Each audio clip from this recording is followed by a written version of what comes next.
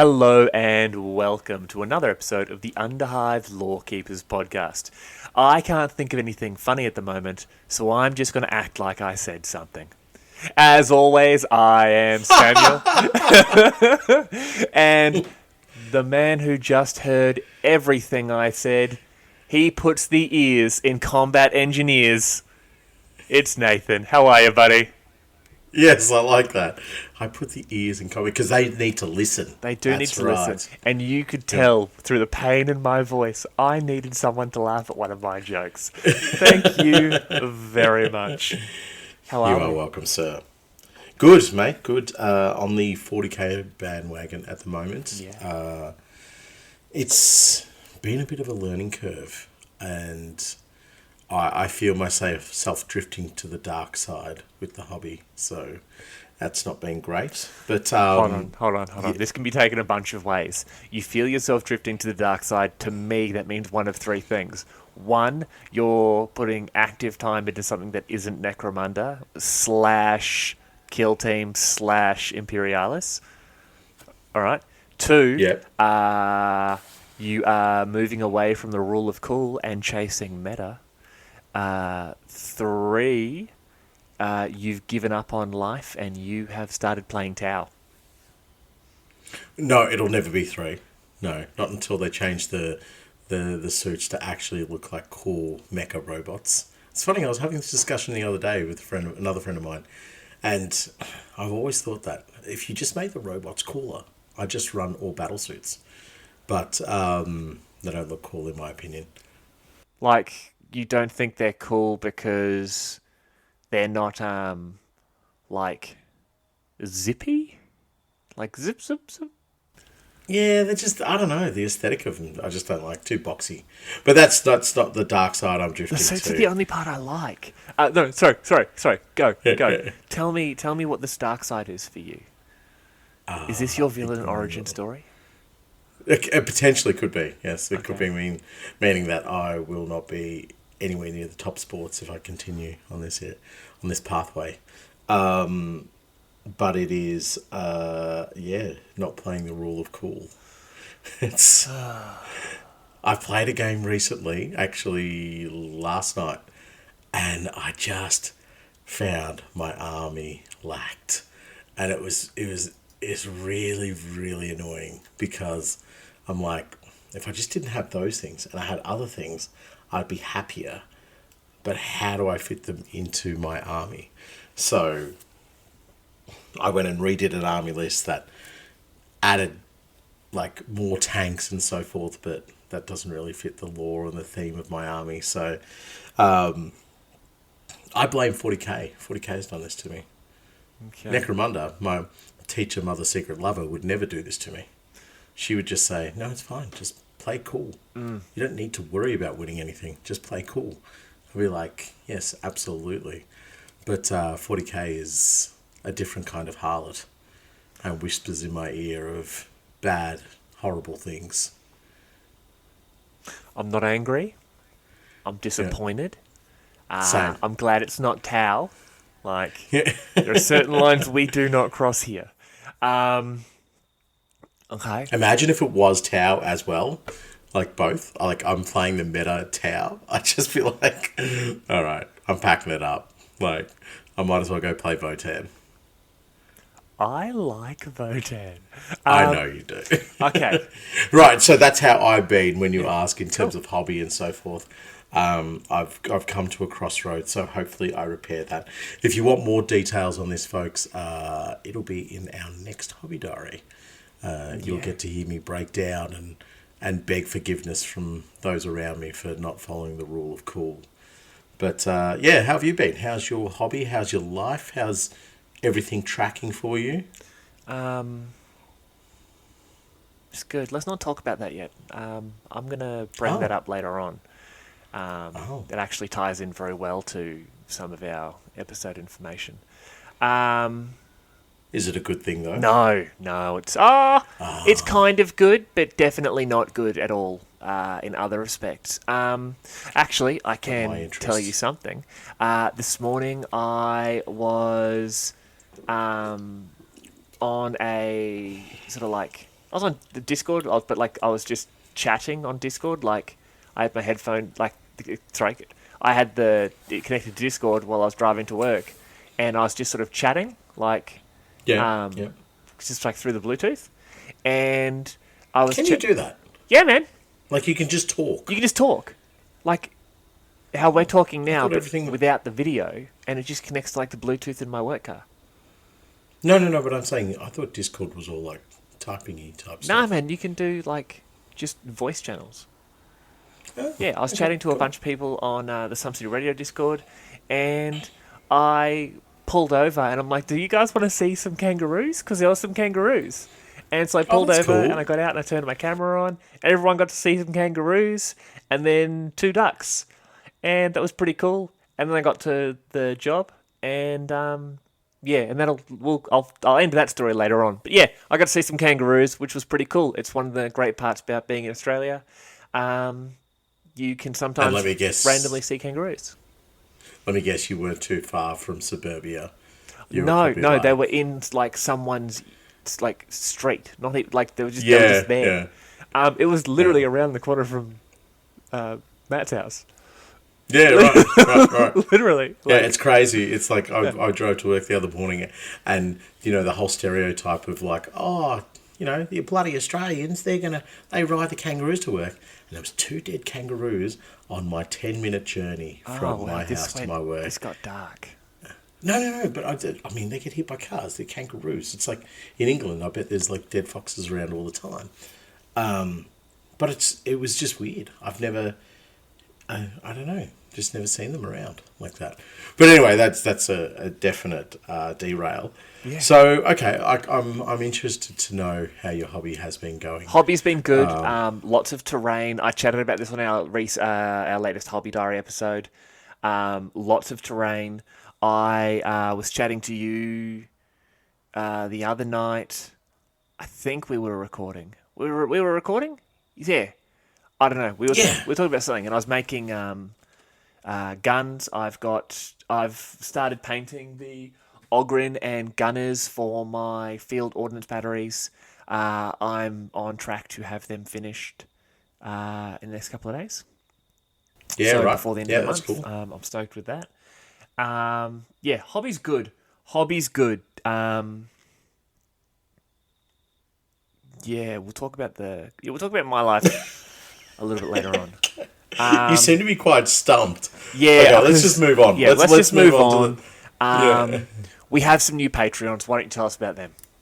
Yeah, absolutely. So we have an upgrading Patreon, Nicole. I think I'm pronouncing that right. Or Nicole. Nicole. Yeah, I like or that. it's like Nicole. they're a soccer enthusiast. It's like Nick Ole. Ole! I see them as a what are they? The Dogs of War from Tilia or something like that. Yeah, like It's that the kind of Tillian mercenaries and that. Nice. Yeah. All right, so Nicole the Tillian. The Vendetta. Nicole the Remember the- Vendetta. Ooh. Remember the Vendettas? Yeah, they had the cool daggers and shooter. the capes. Yeah, they were awesome. They just look cool. The story behind them was cool, but I'm pretty sure they got slaughtered on the battlefield most of the time. Anyway, this is not about Sorry, old Nicole. world Tillians. This is about Yeah. Nicole the Vendetta.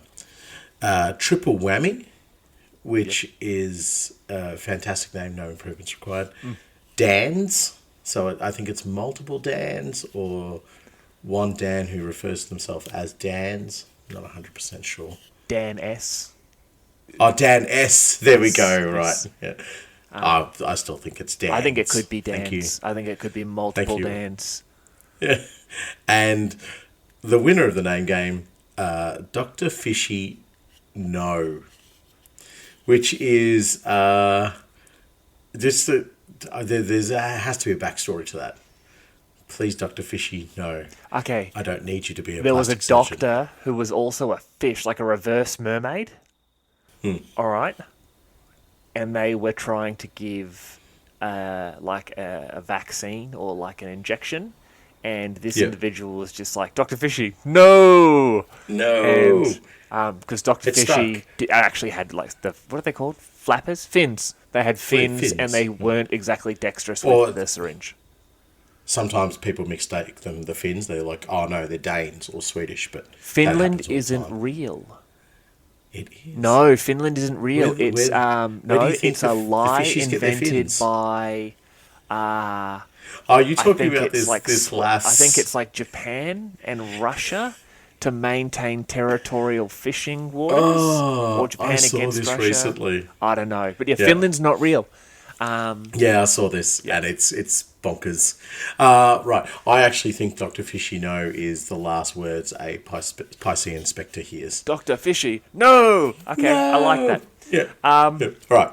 Yeah. Continue on. So if you enjoy the Tight. show and these 10-minute openings, and you are interested in supporting the podcast, please shoot over to patreon.com/the Underhive Lorekeepers podcast.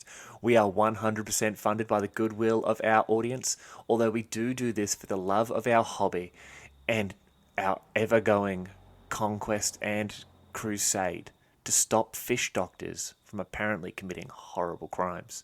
Each month we have a Patreon exclusive episode, as well as competitions, polls on episodes, and other bonus content. And if you are looking for another way to support us, get onto our social media, Instagram, Facebook, and YouTube. A like and subscribe helps us grow and gets our particular brand of lore out into the world. All of our links will be in the show notes. Don't forget to give us a 5-star review on your preferred podcast platform. So Nathan, I think now's the time I tell you what's gone on in my life. No. I need to interject here Okay. just very quickly. Just in case we have forgotten, folks, there is a butt requiring a tattoo. Oh, yes, there is. Yes. Help me tattoo my butt, dear listeners. Yeah. We got close. So- we got to like... We got to 69, but we've receded a little bit, but that's fine. So if you want to see the Underhive Lorekeepers logo tattooed onto Sam's butt, which I understand if you don't, but I'm sure You're not there's a fair necessarily few of going you. to see the butt, but you will know Yes, we that you are. have We're showing the allowed... butt. I'm happy to We're show showing- the butt, but, Yeah, like... we'll record it getting done. I'm happy Absolutely. to. Yeah. I'll put it up on the Instagram as long as it doesn't get us cancelled. Yeah, we'll pixelate as much as we have to out, but it'll most certainly be a cheeky image, if you understand my reference. That was amazing. I know. But the objective here is we want to get to 100 Patreon. 100 paid followers. Patreons. 100 paid. And yes. I get the logo tattooed on my butt, and 150, and you were getting a matching butt tattoo. Yeah, I'm not... We don't have to worry about 150. 100's fine. Let's just get... Because I don't have any tattoos. Yep. And think about it, for just $2 a month, you can do your part in helping Nathan get his first tattoo, which will be on his butt, and it will match a tattoo on my butt. We can get them done at the same time. That's a lot of pixelation. We get That's get like- half the logo on opposite butt cheeks, so we push our butt cheeks together, and it makes the full Yeah. logo. Boom. We'll probably... Make it we'll probably happen, end up people. getting, like, Make the- it happen. The wrong cheeks. Yes. Yeah, and so like we'll have to press together very weirdly. Yep. I feel sorry for anybody who has to see that. But anyway, This let's opening get back is to going your places. So it feels we had a couple of messages after the Scabbies episode. Some people got a little bit upset with me. Some people thought that like I said, I like to keep my politics out of the episodes. I don't like to make it political. I just happen to... Apparently, my belief that mutants and scabbies are still technically people and deserve the rights of citizens of the Imperium was too much for some people to handle. And it came to a point where I've thought about some stuff I've talked about, and when I finished work today, I have actually now quit being an electrician. yeah. Yep. No, I've seen your work, so that's a service to the industry. I joked about it a little while ago on, I believe, a Patreon episode, or it might have been a hobby diary, that I was actually going to run for local political office. And, yep, I'm actually going to become a career politician. To bring my particular brand of politics to the world. So if you are of legal voting age in your country, in your next election, I want you to vote for Spamuel. It is corruption you can count on. I will be openly corrupt for you, the people. All right? I will line my pockets, but I will also line your hearts. And the reason I'm doing this is because all politicians are criminals. All right? All politicians are criminals, just like the groups we're talking about in this episode. That's right.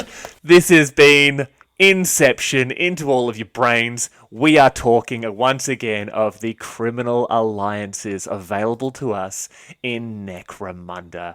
Did you like that? That was multi-layered. That was like breakfast, lunch, and dinner on the holiday you've taken from your reality, people. That was a trifle of a joke. It was glorious, and now I want trifle. Nathan, how do you feel about this?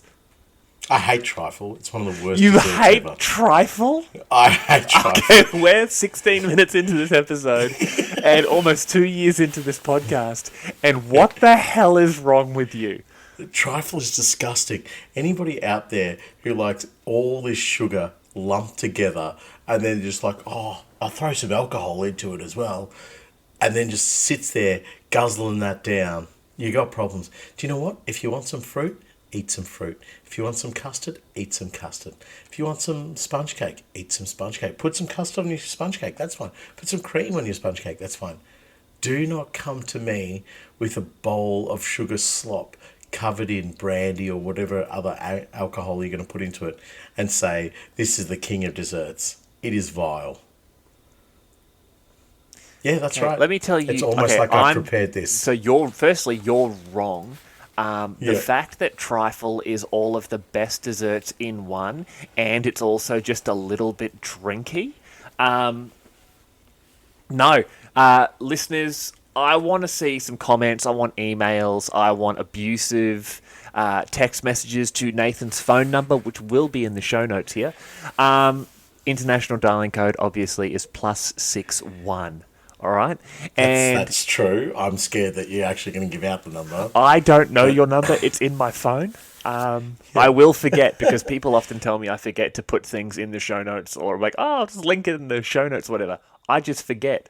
But yeah, trifle's the best dessert, obviously after Freddo ice cream cake. And because I'm not willing to allow this to continue, I am going into the first read of tonight. And I am going to be talking about the fallen houses. Now, over 10 millennia of imperial rule, many noble houses have risen and fallen on Necromunda. Most have been long forgotten, any trace of their existence buried deep beneath the constantly shifting ash wastes. Some live on as fragmented bloodlines within the current ruling houses, or as cautionary tales told to disobedient spire children.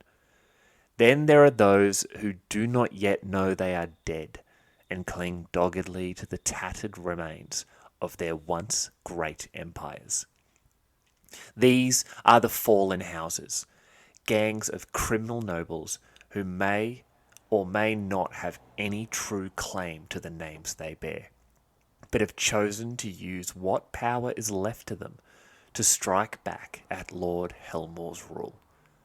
Unlike rebels, cults, or common criminals, a fallen house conducts itself with the nobility of its claimed station. All that matters to them is reclaiming their place among the great houses. In the minds of the fallen nobles, they are righteous outcasts, wronged by their peers. It is the tyranny of Lord Helmawr who was responsible for their downfall, not the excesses of themselves or their ancestors. Setting up courts in dingy Underhive settlements or remote Badlands camps where their adversaries cannot easily move against them, a fallen house musters its strength and cultivates resources. The fading wealth and influence afforded them give an edge over other criminal organisations, and some displaced nobles are part of exile networks that spanned Necromunda. The fated sons and daughters are an example of this kind of hidden union, made up of men and women of noble birth who, for whatever reason, have found themselves expelled from their own families, or who carry names that once meant something. The fated support each other's claims to a place among the great houses. A shadow underclass of nobility, they demand respect wherever they go. Many within other criminal gangs or guilder families secretly pledging their allegiance to their cause. Lord Helmawr has a special hatred for organisations like the Fated and what they stand for, as unlike imposters or crime bosses, they possess the most dangerous weapon of all, a claim to his throne. See, I personally love the Fallen House Alliance option because of the story capability behind it. Now, it's not the strongest when you're going in there. The sort of what's the word I'm looking for? The unit you get from it is not is not large. It's just one. It's the Rebel Lord. Right. So I'm going to go back to the rule of cool on this one. Yep. This is inspiring me to actually ignore my 40k brain in what's happening over there. This Fallen House is probably some of the most freeing capacity you have to create your own law. Yeah. It is bonkers. And instantly from that read, what I'm thinking of is like a paramilitary organizations in a modern world who are just like, yeah, we're totally a legit army. We have our own ranks and we have this and we have that. And it's more so that of a case of circumstance that we're not in power, not necessarily that we are not the right or,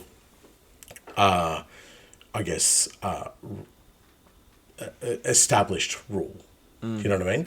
So I'm in love with this already. I could see like a fallen house still maintaining its own troops, maintaining its own industries, even potentially sort of having some sort of connection with other aspects of the Imperium. Yeah. Because you could understand something like the Adeptus Mechanicus or the Administratum or whatever, seeing a value within the Fallen House. Perhaps they produce a certain type of power pack, perhaps they mine a certain type of material or whatever the case might be, and it may only be a small element that is not necessarily something that is completely required for the tithe, but something that they can go, we just need a small amount of this. So we still have a connection with this Fallen House, which then, in the mind of the Fallen House, would legitimize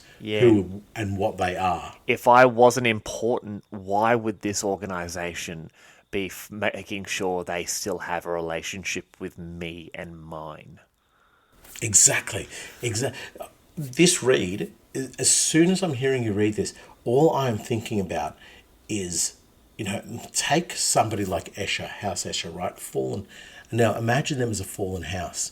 They're not going to disband their gangs. No. They're not going to create their industry. They'll continue to maintain the ones that they're allowed to maintain, or the ones that they were able to hold on to. They're still going to function like a normal house. What they will find is that the enforcers are perhaps a bit more brutal with them, or other gangs and other houses treat them more poorly. But if they have the right individuals in place, if they have the right attitude in place, that's going to make them want to fight harder. But I think it's the attitude and the mindset changes to go, I I'm not necessarily fighting to regain. So, I'm not necessarily fighting to reclaim my place.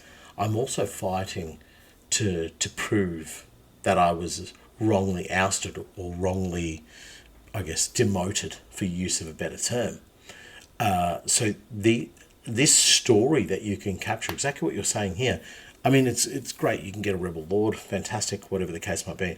But the story that you're creating from this is all the key strong elements of either a noble house or a gang house, and then adding this flavour of being off the grid or being outside of the normal constraints of the law or normal constraints of the administratum or whatever ruling governing body mainly affects who they are, being out of league with the guilds.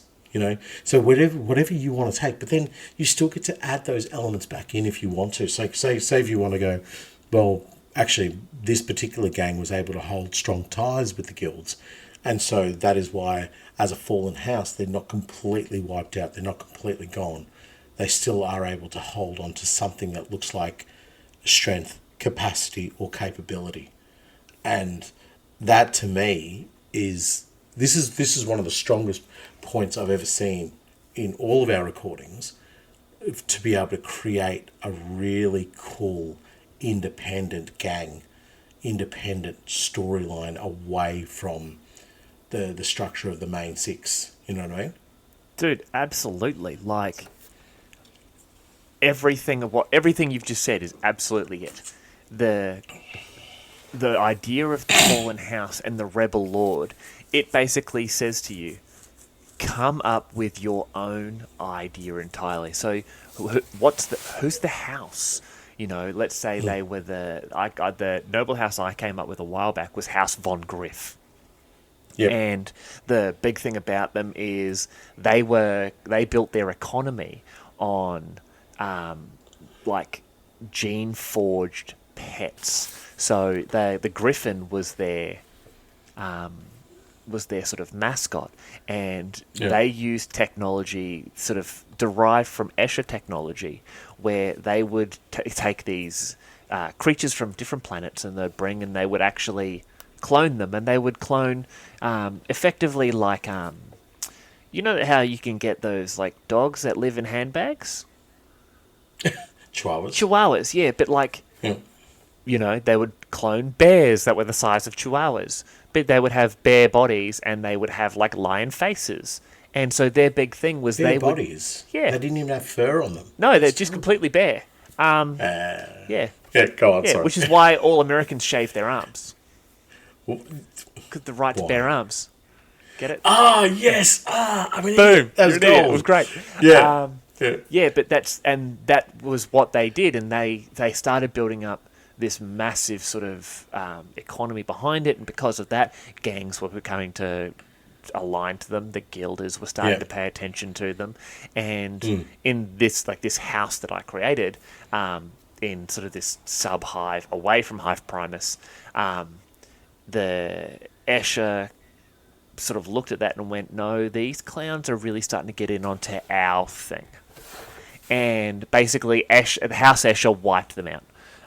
They basically took them apart bit by bit, and the final lords of House von Griff fled, and I basically started to build an Escher gang using the... a House von Griff gang using the Escher rules because of the fear cats and the the little like hunting things and that. So in my mind, the House von Griff would have their hunters who would hunt these sump creatures, which were the wild runners. Then they would have sort of something along the lines of like life wards, who were basically unkillable, genetically engineered warriors, who were the Death Maidens. And then the Escher gangers would be House von Griff, and the Rebel Lord would be the final Lord of von Griff. And that was something I came up with when I first got the House of Iron book. And it's in my mind, it is literally Games Workshop saying, here is a way to create anything you want and then once again bring it into your gang. The fallen houses and then the rebel lords, which I'll get into in a second, like they. But they still, sorry. What this allows you to do is keep that familiar structure of a normal gang, Yes. and a normal gang house, but having that total freedom to go absolutely off kilter with it and take it your own way. A really good example is the Space Marine chapter, when people come up with their own chapters. Yes. Right? But they've come from playing one of the big well-known chapters, right? So they're using that as their basic footprint, and then they're beginning to add their flavour to it. Yes. You know what I mean? And so that is what you're able to do with this fallen house. You have what you're familiar with, you add your own flavour with it, and then suddenly you have something that means so much to you, so much to your campaign. Exactly what you're talking about here. The story of House von Griff.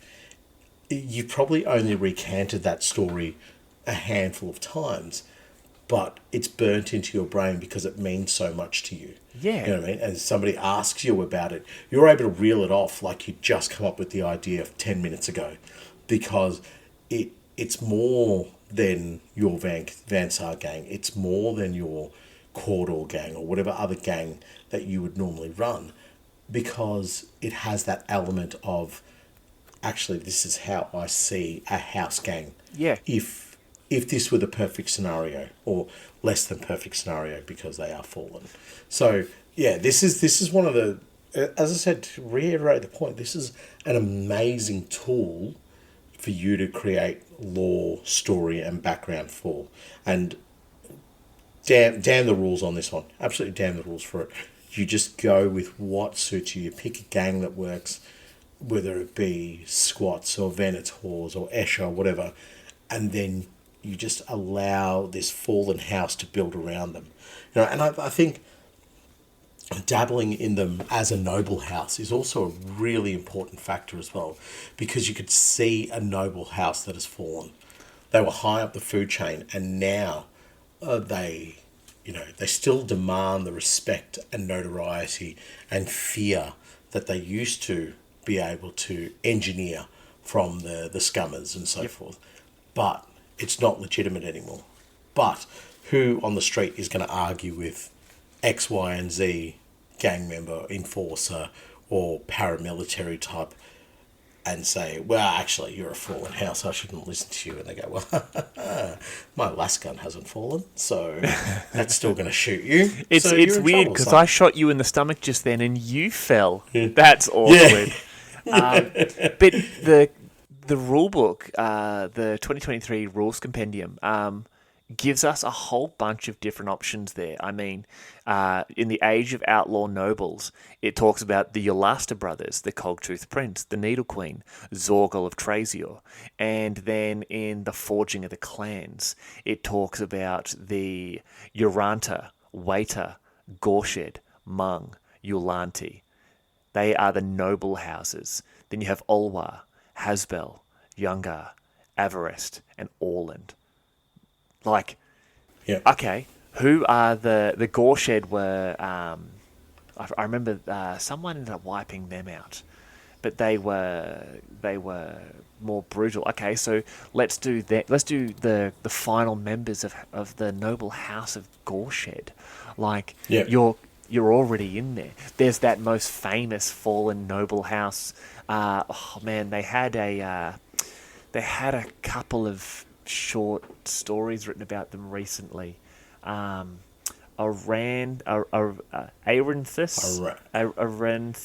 I don't know. I can't imagine they had much of an influence. I think they were the Thesians. Yeah. The Thesians. Yeah, I'm pretty sure that's who it was. Yeah. But that's it. Like, House Aranthus are literally a fallen house that by hook or by crook have now come in. Lady Credo, during the Aranthian succession, had the alliance of fallen nobles all across the planet. Like, remember the call went out and all of a sudden they were raising their own armies and then pledging allegiance to Lady Credo. So like sleeper agents, basically. Sleeper agents, So- yes. And imagine that's one of the stories to your fallen house, is that they are a sleeper agent waiting for Lady Credo, or waiting for a particular lord who will arise and tell them now it's time to pull the trigger, get going, sort of thing. But or they see what Lady Credo did, and they're disgusted that this pretender is attempting to seize their planet. So you have a storyline built in, just by waking up this morning. It's just, okay, who's in charge? Not me. Well, them's fighting words. Yeah, that's a perfect way to describe it. It's just like, our family is still not where it should be. Yep. Let's go kick some teeth in. Yep. But I really like the idea that they go, let's call it Lady Credo, or some person has created a schism on Necromunda, and they see it as an opportunity to get into the good books of Lord Helmawr. Yeah. And they say, Yep. well, I'm going to go assassinate X, Y, and Z, or I'm going to go take back this particular town or this particular part of the Underhive.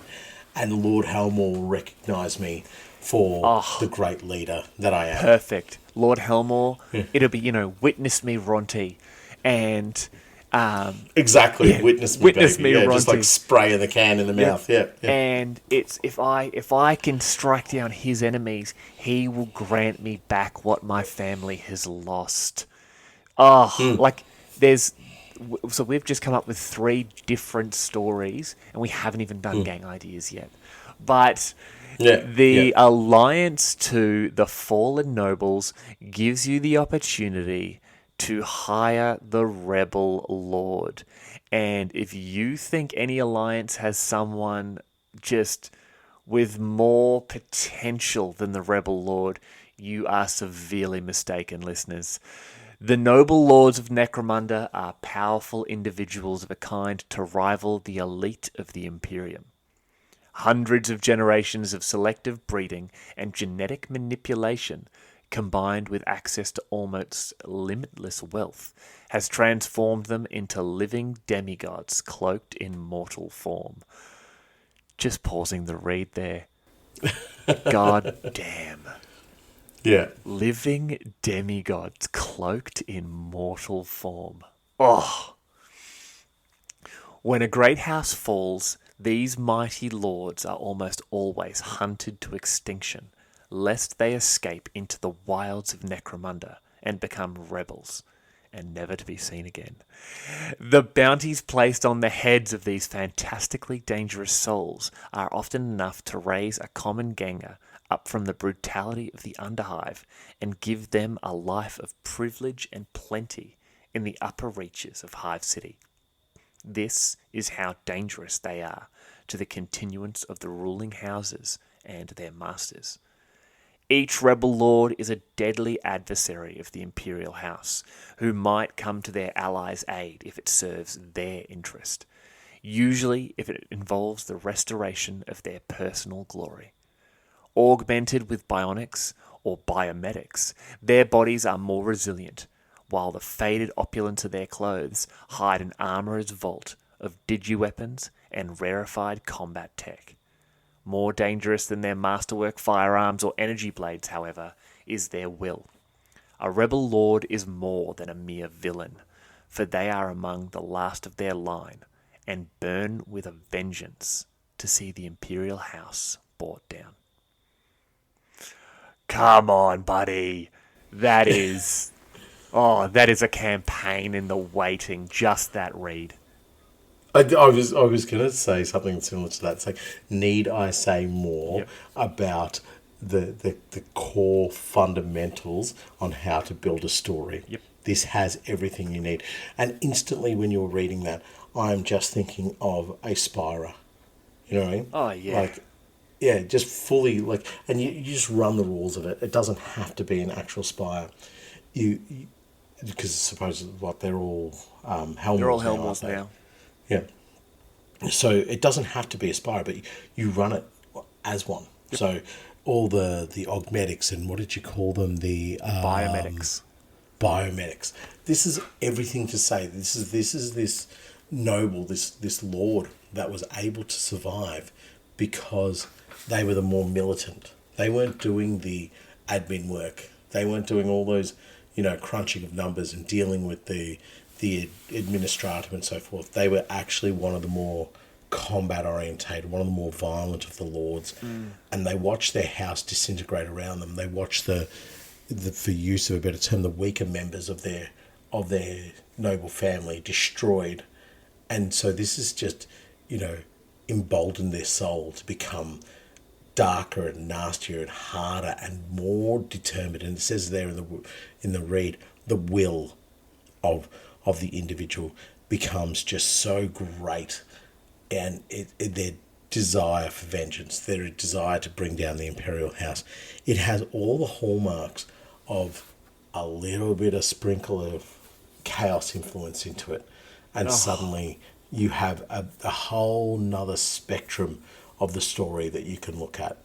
You can just look at any one of the four gods, and they will be able to, maybe not Nurgle, but definitely Tzeentch, Slaanesh and Khorne would be able to have some sort of whisper in the ear of this particular individual. Well, actually Nurgle as well, saying, you won't die until your job is done. Damn you! I have a gang idea based around that, and you went and said it. Yeah. Great, cool, fantastic. I'm happy with that. So the core ability to create a beautiful story is within the Fallen House. The absolute foundation stone is your rebel lord.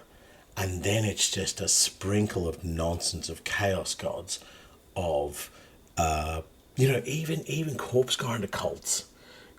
Imagine, and this is just off the top of my head, imagine a fallen lord whose one of his last factorums is actually a corpse grinding facility, where they make the corpse starch and so forth, and goes in there and says, I know there is a corpse grinder gang that exists within here. I want to elevate us. I understand that you teeter on the brink of this almost heretical worship. That's fine. Worship what you will, do what you will, eat what you want. I don't care. But I need your services. I need members. All my gangers, all my fighters, all the individuals who I would normally rely on are gone. I will rely on you. I will lean on you. You'll become something stronger, better, more determined, and you will have the legitimacy of my house to enact whatever brutality you want. So you take they become your factory workers that become your gang, and it is all a big stamp of approval from this lord. Anybody who is not loyal to this lord in that factory, anybody who was getting ready to do the handover to whichever house was going to take over the factory, they get killed by the lord and whatever small entourage he has available to him. And then the call out is put there saying the 5,000-6,000 workers that we have in this factorum, your lives are changing as of this moment, and either you continue to fight for me or work for me, or you die. And you just join the production line. Slowly falling more and more towards Khorne. Yeah. But you could almost have it as like he hears the whispers of Khorne but doesn't give into it, because the strength of will to dislodge Helmawr has become more powerful. That the reason why they give in to Khorne or Slaanesh, especially Slaanesh, is the will is broken, and they're willing to take on that small amount of corruption, and that's all that's needed to break them. But if the will to see your house return to something, or to avenge all of your members, is more powerful, then the Chaos Gods won't be able to tap against that. They won't be able to push against that drive and that passion. And then suddenly these corpse grinders, their patronage becomes to a noble who's not necessarily Khorne worshipping though, who is more sort of like, worship whatever you want, do whatever you want, I don't care, because I have an end goal. In that noble's mind, they're sitting there going, I will wipe out all of these scrappers. These aren't the elite troops that I used to fight with. When These I have my station back, they're all going to die anyway. Exactly, exactly. Yep, yep. That would be a freaking cool idea. Imagine mobilizing whatever resources you have available in terms of personnel. So it's a factory, it's a farm, it's whatever you can get your hands on to make your vision, your will, have some sort of action behind it. Totally, like the core concept of how to build a gang. This is one of my favorite things we've ever done. Talking about these fallen houses, I love it. I'm just like the brain is just fueled with so many ideas, and it's all from the point of vengeance. It's vengeance against the Imperial House. How dare you bring us down? So they could have the strongest alliances with other elements of the Imperium, but still their mindset is we destroy the Imperial House, for they are not the representation of the Imperium. I deal with the Imperium on a regular basis. These are not them. This is a shadow of what the greatness of the Imperium could be. So you could almost have, and just stop me whenever you want, because I've got another gang idea. Okay. You could have a noble lord who sees the Imperial House as a falsehood or a false representation of what the Imperium is about, and wishes to dislodge them as a way nice. of doing a service to the Imperium, and believes that my house was destroyed because we could see that the Helmawrs were destroying the vision of the Emperor. So we need to dislodge them. We need to take them out, not necessarily to make our house great again, but to do a service to the Emperor.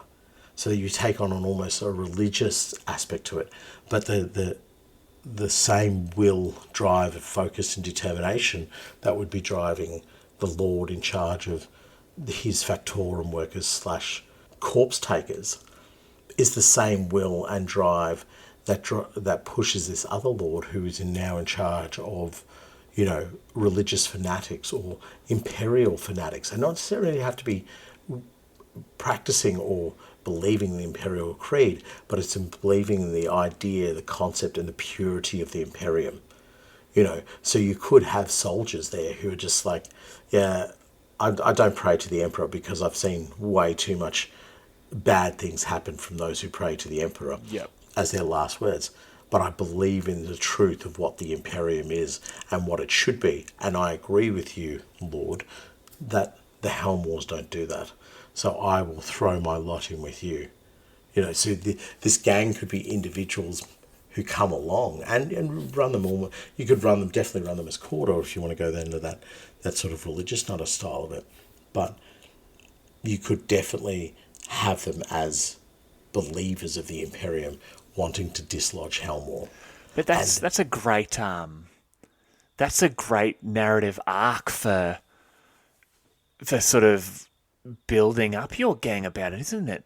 Like, Yeah. it's a noble house that questioned what Helmawr was doing and maybe went to the Imperium, but the agent of the Adeptus Terra or whatever that is on Necromunda reported that back to the Helmawrs, and so the Helmawrs stripped everything from this house. But even though the house did the right thing, because you went against the Helmawrs, you did the wrong thing. So it's very much so you're damned if you do and you're damned if you don't. If you don't report the Helmawrs, you're aiding in treason against the Emperor. And if you do it, the Helmawrs are going to find out and they're going to cast you down to the Underhive with the scum. Like, Yeah. and that's great. This noble house has seen the Aranthian succession and has seen this enormous robot creature take over Necromunda and is maybe a little bit less than enthusiastic about that, and is instead now using their name and what the remains of strength that gives them. They're using that to build an army. You build a gang. This is to me a Venator gang. You're building these gunslingers and these do-gooders basically in an attempt to seize control of Necromunda for the Imperium. Like, Yes, returning it to the truth of what it should be. Yes, we'll pay our tithes and so forth, Yep. but we won't have a cadre of psychers that we keep hidden away from the Imperium. We won't have a ghast industry that we run alongside with one of the other houses. You know, we're not doing the underhanded work. We have the truth and the vision of a noble Imperium. We have that original idea of the secular, perhaps. Do you know what I mean? Yes. Yeah. Like it again, I cannot state enough how great the Fallen Houses and the Rebel Lord are in terms of being able to create a story that is more grandiose than just a gang lord wanting to just rise up that extra rung on the ladder. This is you can create stories, backgrounds, and themes that are more broad ranging, more sweeping to the general politics or the general social geography of what Necromunda's about, because the concept and the idea is that the Fallen House, has the capacity to influence over a larger, broader spectrum and is not necessarily just concerned about their next gunfight in the street. Yeah. I'm in love with it. It's dangerous. It's very, very dangerous. I'm going to put a rubber band on my finger because I just remembered something I was supposed to bring up. And righto. This read. I'm going to put a rubber band on. I'm going to put a rubber band on my finger because I have a gang idea for this, but I'll save it till the end of the episode because I want to mull it over in my head a little bit, you know. Okay. Well, we got to do gang. We have to do gang ideas at the end of this read though, and because you've said you've got a good one, I think you should go first. I will. Just wait 1 second. I need to write something down here. Okay. Oh, dude. Totally unrelated to Rebel Lords and Fallen Houses. I want to give a real quick shout out to one of our listeners. Oh, yeah. We were chatting, and I haven't chatted to him in a while, and I'm like, hey, what's going on with life, etc. And he's like, oh, yeah, so he's allowed to use... This is shout out for our boy Lee. He is literally, allowed to use explosives and shotguns, and he is now the closest thing you can get to being an actual combat engineer without being in the army. Hey! Why is he illegally allowed to use all this stuff? No, he's allowed to do it. Why? Because it's like, I'm not going to give out his personal details, but he's like... Is it a job? Yeah, it's like his That's job. He blows stuff up, and then now he has a bunch of shotguns. So I'm just like, and I'm stoked because he's basically a combat engineer. It's awesome, and yeah, grats, bro. Right. Yeah, congratulations, Lee, the pseudo engineer. Okay. When was the last time you had a shotgun? The other day I had a shot and a gun. What's your gang idea for Rebel Lords? All right. It is a fallen house that saw itself as a challenger to House Grime or House Green. Ooh. Right.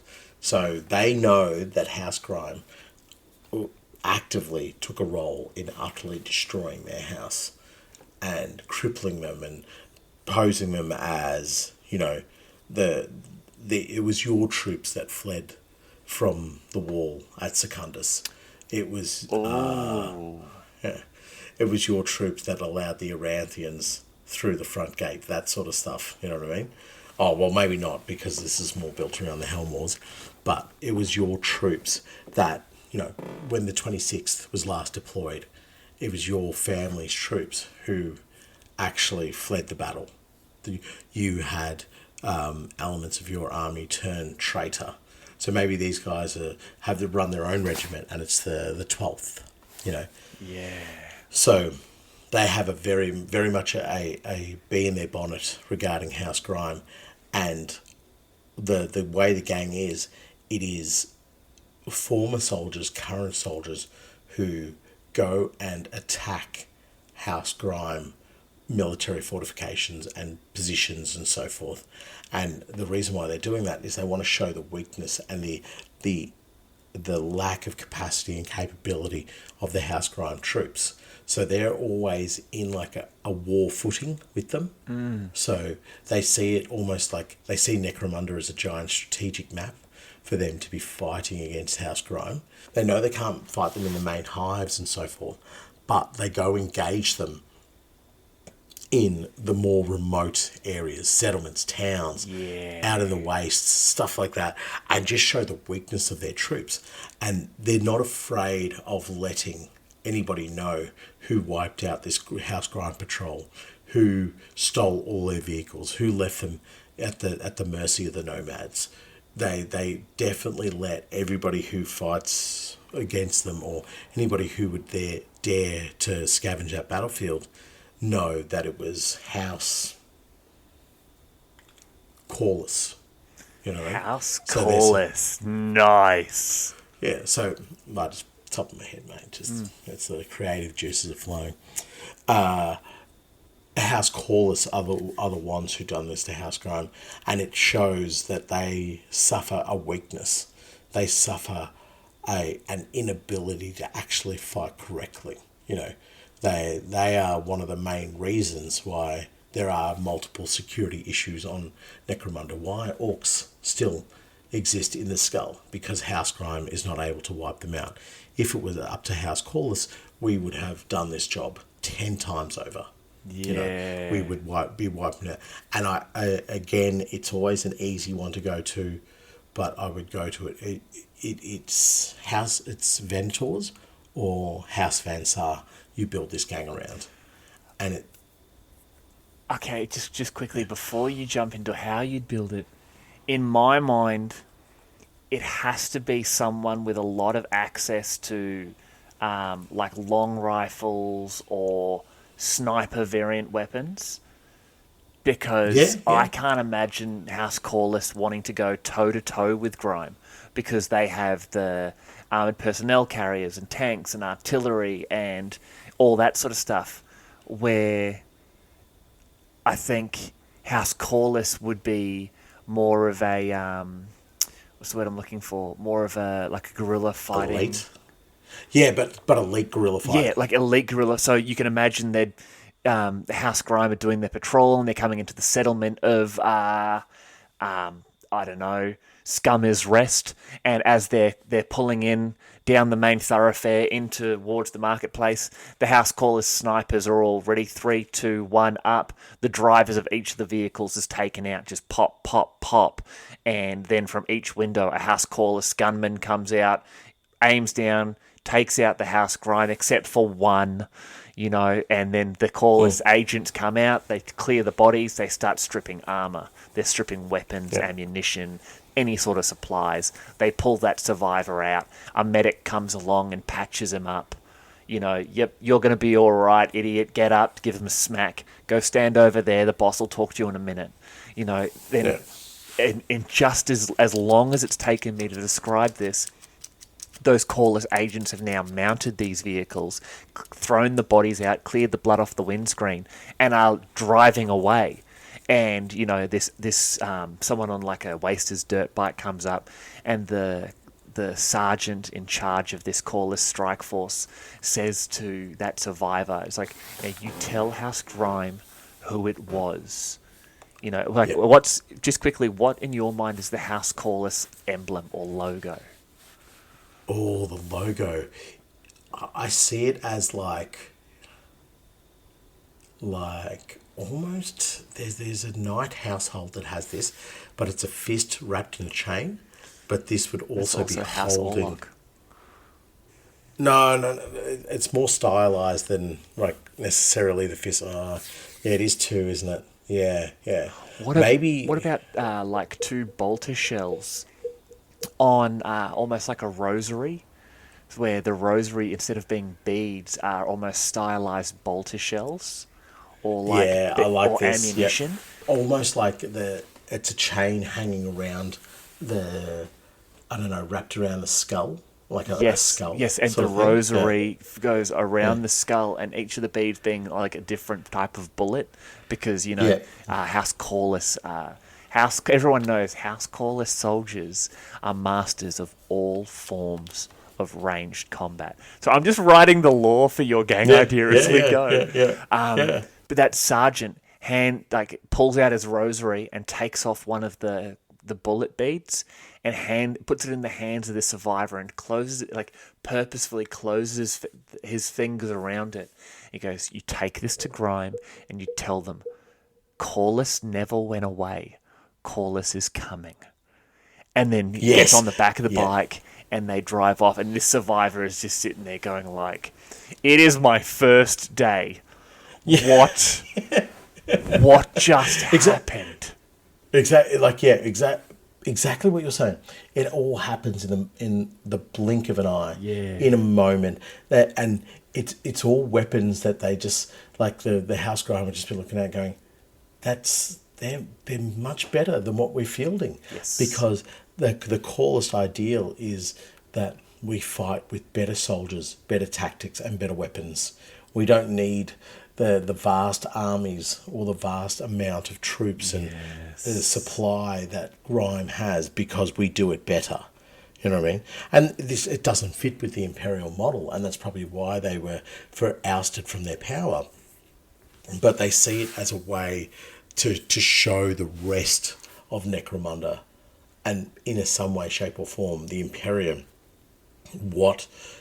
how weak House Grime are and how little they provide to the overall safety and security of not only Necromunda but also the Imperium at large. Yeah. But I love that story that you've manufactured for them. That is so cool. That's exactly what they would be like. Sniper rounds, pop, pop, pop. Then incredibly high tech or incredibly powerful anti-tank weaponry or anti-personnel weaponry, just knocking out vehicles left, right, and centre, and all in a matter of moments. Yeah, they that's exactly how I picture it.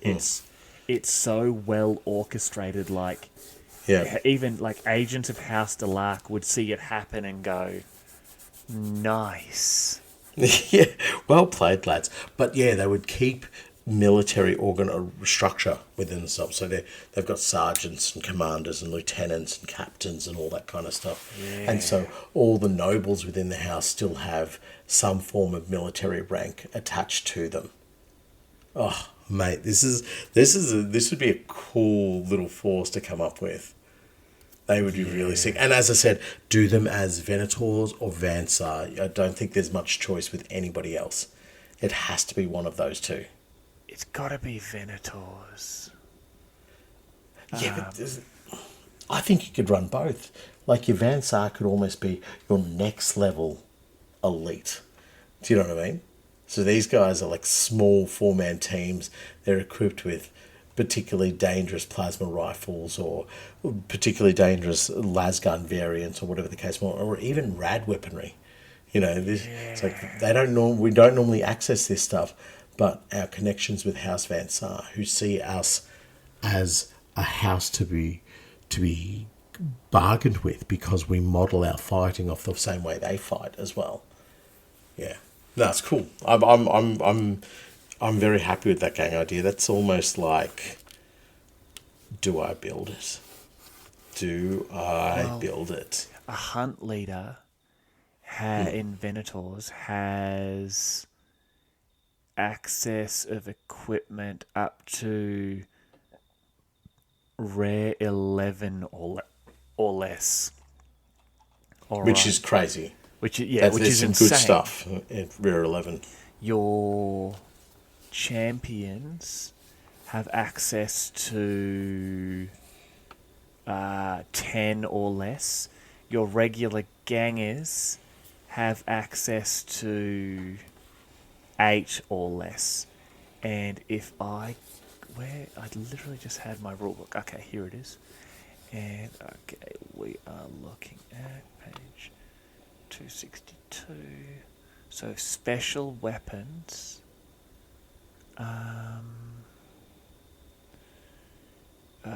The long lass is common. Okay. That seems. It seems a bit odd, doesn't it?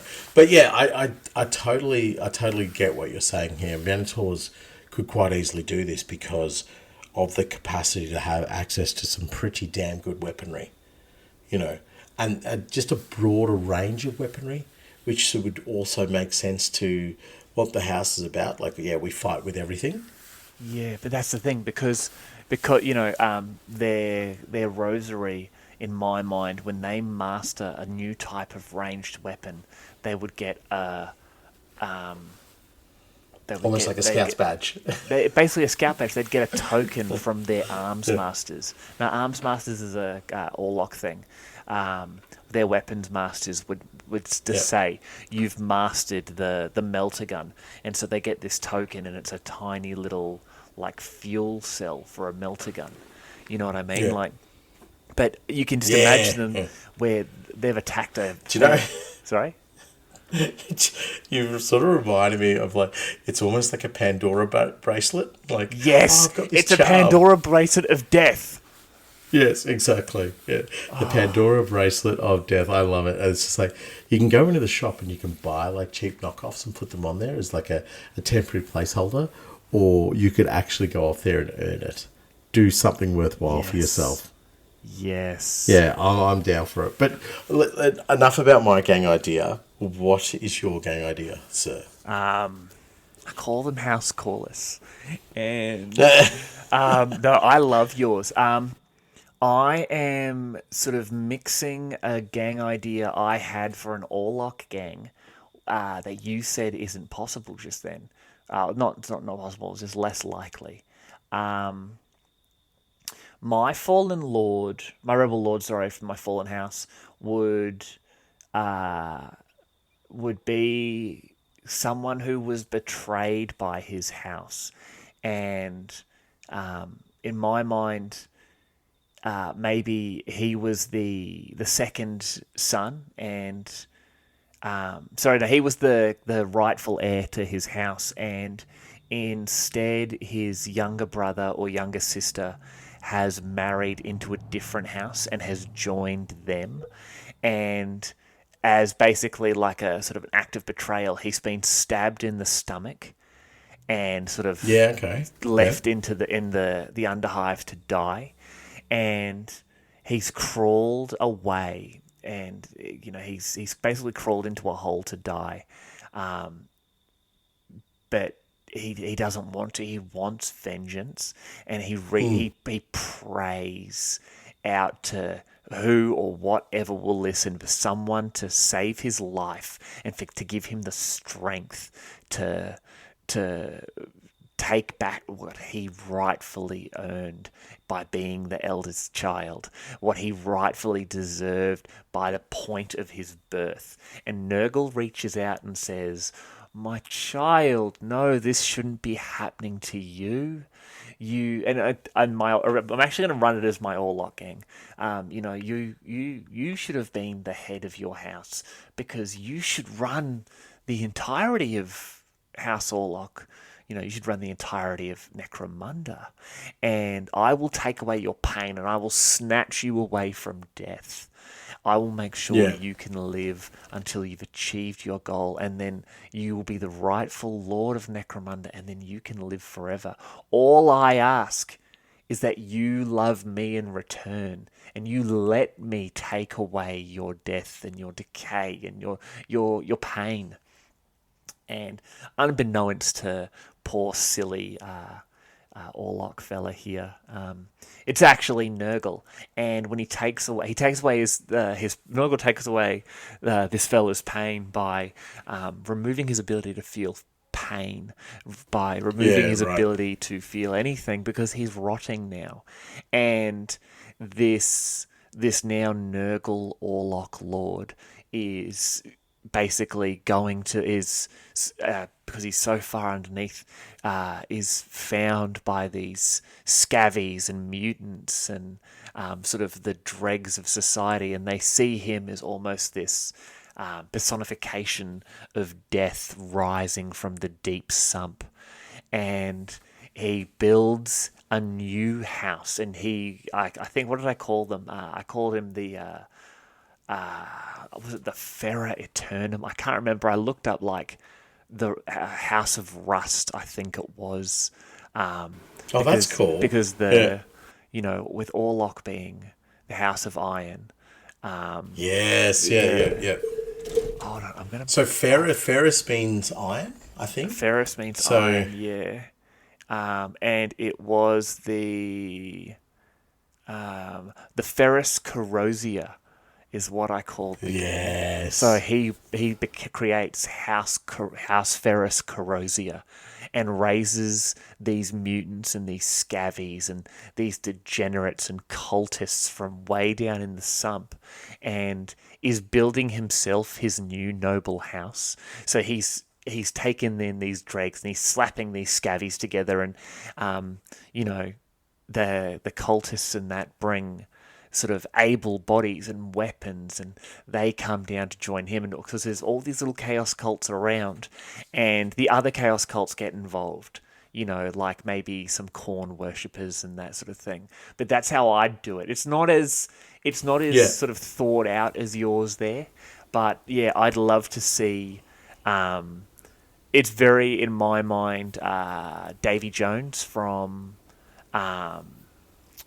Pirates of the Caribbean, when a gang's defeated, they're captured, and he goes up and he's got the big bloated belly with the pus and the boils, and his dog is basically. Do you remember? Have you watched Resident Evil, the first one, the movie with Milena Jovovich? Yeah. Mila Jovovich, sorry. And there's the zombie dogs, and there's sort of, they've got the sections of the face have rotted away and the ribs are visible. I'd have him, standing there, and he'd be reaching down and sort of mindlessly stroking at this dog's like weeping skin, and he'd be saying to him, he'd just be like, "Now you've been captured. By all rights, you should die, but I'm going to give you the opportunity to join us and seize the power that has been stolen from you by the uphivers who look down on you." He sees himself as someone who's going to save Necromunda. That's what I was about to ask. Sorry. I'm sorry to cut you off there. So you still need to attach this sense of nobility to the character. Yes. And the characters, then would be turning around going, okay, I need to show them why I'm here, and the reason I'm here is to save Necromunda the way that I was saved. Yeah, because they've been tricked. The way that I was allowed to continue. They've been told that he's the enemy. That this person who is simply bringing together all peoples from across Necromunda into a single house. That's all I'm trying to do. It's corruption you can count on. Vote Spaniel 2025. But I love it. The Ferris Corrosia, we are bringing everyone together. We want to unite. Your masters have lied to you. They've told you I'm the enemy. But they've allowed you to kill and fight each other. For what? For what purpose? For scraps from their tables? Fight for me, and you will never go hungry again. Because you won't have a stomach. You won't have a stomach. The sense of nobility is that I'm creating a better Necromunda for you. Yes. I'm taking you away from the evil nasty overlords. And I think, does this your nobles still have the idea that they serve the Imperium as well? No, No, okay. he wants to save Necromunda for Necromunda. He sees the Imperium as the true plague on Necromunda, and he wants to take all of them away from Necromunda. He wants Necromunda to be its own entity because it's the Yeah. only way to save his people. Yeah, so he sees Necromunda as a victim of both Absolutely. the current noble houses, the gang houses, but more importantly and more drastically, the Imperium, and Yes. the way that is so negatively impacting it. So let us bring back to Necromunda what it deserves, which is a freedom, and a freedom from the tithe, a freedom from corruption. And the character would not see themselves as being corrupt either. No. So I survived. I live. They You know what I mean? literally stabbed me in the belly and threw me out to die, and I survived. And he would look at himself in the camera, and not in the camera, in the mirror, and he would see the weeping sores and the bloated flesh and that almost drowned man skin tone, and he'd look at himself and think, and I still look this good.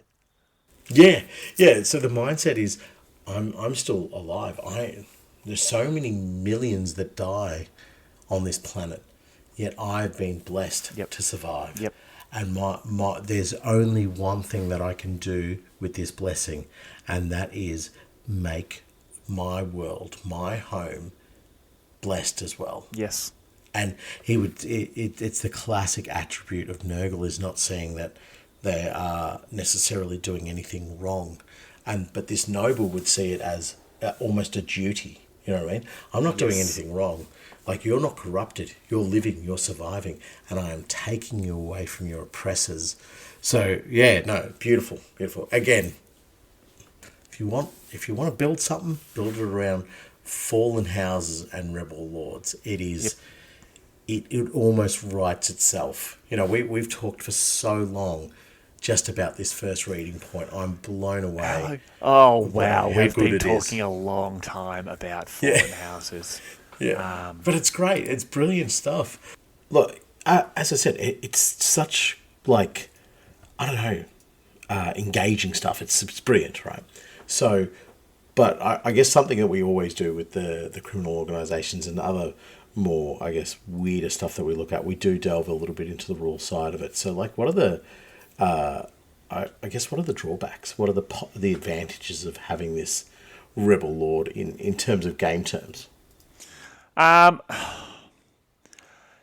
The sort of fallen house is a bit weird because with the benefits, so obviously any gang can form an alliance as long as you're an outlaw gang, etc. They have a very close relationship to House Orlok. So I think that's great because it really ties into the Orlok mindset of, like the strong are strongest alone.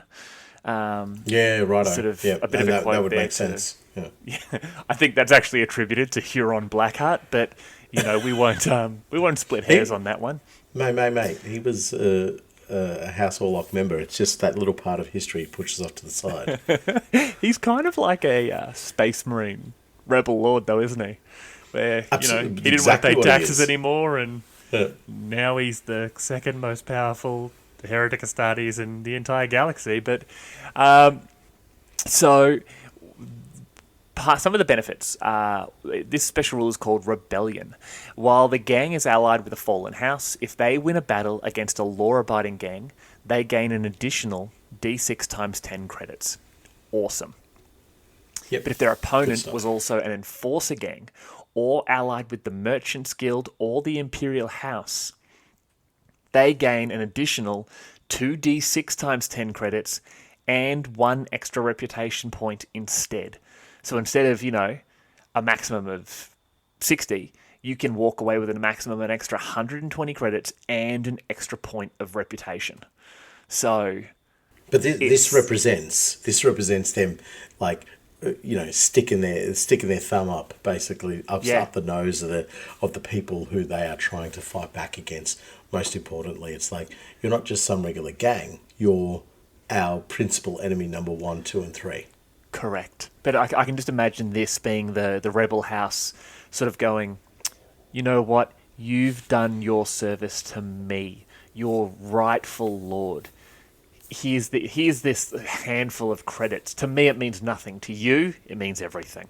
And people start spreading the word that they're just a little bit hard. So they gain that extra reputation point. Yeah. And obviously, in the pre-battle sequence, the gang can actually add the Rebel Lord hired gun to their gang for that battle. It doesn't cost any credits to hire, and if chosen, it has to be included in their crew. Now, the Rebel Lord is an absolute monster. Basically very regular human stats, movement 4, strength toughness of 3, 3 wounds, weapon skill and ballistic skill of 3+, 2 attacks, whatever, cool.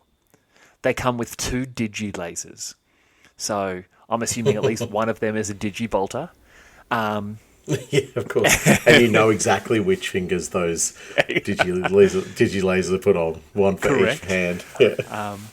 Someone actually brought up the other day, they were like, I don't believe you only recently realised that digi was short for digit, not digital. And I'm like, well, yes, okay, I'm an idiot. But then guys, the Rebel leave him Lord- alone. He's leave only me an alone. electrician. Oh, thanks, but no, I'm a politician now. Oh, yeah, right. The Rebel Lord is also armed with either a power sword, stiletto sword, or thunder hammer. And then either a bolt pistol or a master-crafted needle pistol. Then they're also equipped with mesh armor, so they're great all around so far. Yeah. And then either a displacer field or a refractor field. So they Displace are a field just every single day of the week. tooled up. Yeah. What would you pick?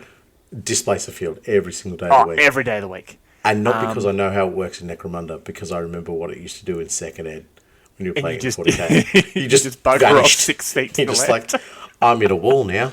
Yep. Yep. And This hurts. it's great because the picture alongside that is actually someone we've talked about in the past.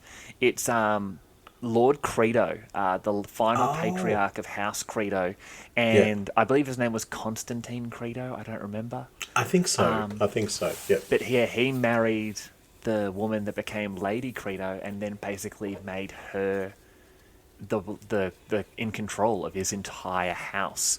So yeah, he's kicking around with like this power claw, this beautiful lion shoulder pad, a thunder hammer, and like a really cool sort of ornate flintlock style pistol sort of stuck in the holster on the front.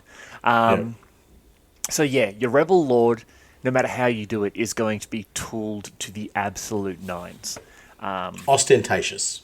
Yes. Like ostentatious, over the top, just like ridiculous elements of 40k. This person is a combatant second to being a model for the excesses of the nobility. Perfect. This is one of those situations where the rule of cool is most important. What was his name? Is it Von Drakenberg, the special character from Blood Bowl, the vampire? Yeah. The most recent one is that the Von Drakenberg. Yes, it is. I think it is. I think it is, but I've mentioned him a corrected. bunch of times. I think he's awesome. I think he's perfect for this because he is immediately this big, ostentatious, over-the-top character, and you look at him and you just go, there is something more to you than what I'm seeing. Like Luther von Drakenberg. You've got the rings for the digi-weapons and that. You could slap a sword on there, a pistol maybe in a holster on the side, and he is laughing. That's the sort of miniature I see people should be using for this. Absolutely. It needs to look like a piece of artwork from John Blanche or one of the other artists that really went over the top with the representation Yeah. of imperial nobility. And not just the nobility, it's also like the other stratas of the Imperium that don't get their feet dirty. This is what your character needs to look like first and foremost. I think if you're taking this as a added bonus as a soldier or as a warrior within your gang, I can understand given the stats, the rules, and all the rest. But I think you're missing the understanding of why this person is within your gang or has some influence upon your gang. Yep. Now, there are obviously drawbacks to signing up to fight against the Imperial House. There are two. The first being for the cause. In a campaign, when choosing an opponent to challenge, if there are any enforcer gangs or gangs allied with the Merchant Guild or the Imperial House, this gang must choose to challenge them if they can. Alternatively, the gang can choose to challenge any opponent, but if they do, they must test the alliance. I can see this as a drawback, yes. No one likes going up against enforcers, bolt guns and concussion weapons, and the Merchant Guilds and Imperial House can definitely add some very powerful allies to a gang. But at the end of the day, hopefully when you win, you are gaining an additional 2d6 times 10 credits and an extra point of reputation. So I think in this particular case, the benefit outweighs the drawback. Oh yeah, of course, and it furthers the story. You know, Correct. It gives you the opportunity to the results of that particular game will lead into what the next part of that fallen noble story is. He might get killed on that battlefield, and that's it. It's all over, Red Rover. Yep. You know. Yep. Good old, what is it, 66? See you later. See you later, buddy. Yeah, he's having a big sleep. Yeah. But there is also another drawback called Ancient Oaths. During the post-battle sequence, the gang must give up D3 times 10 credits to the Fallen House. If the gang will not or cannot give this tithe to the Fallen House, they must instead test the alliance.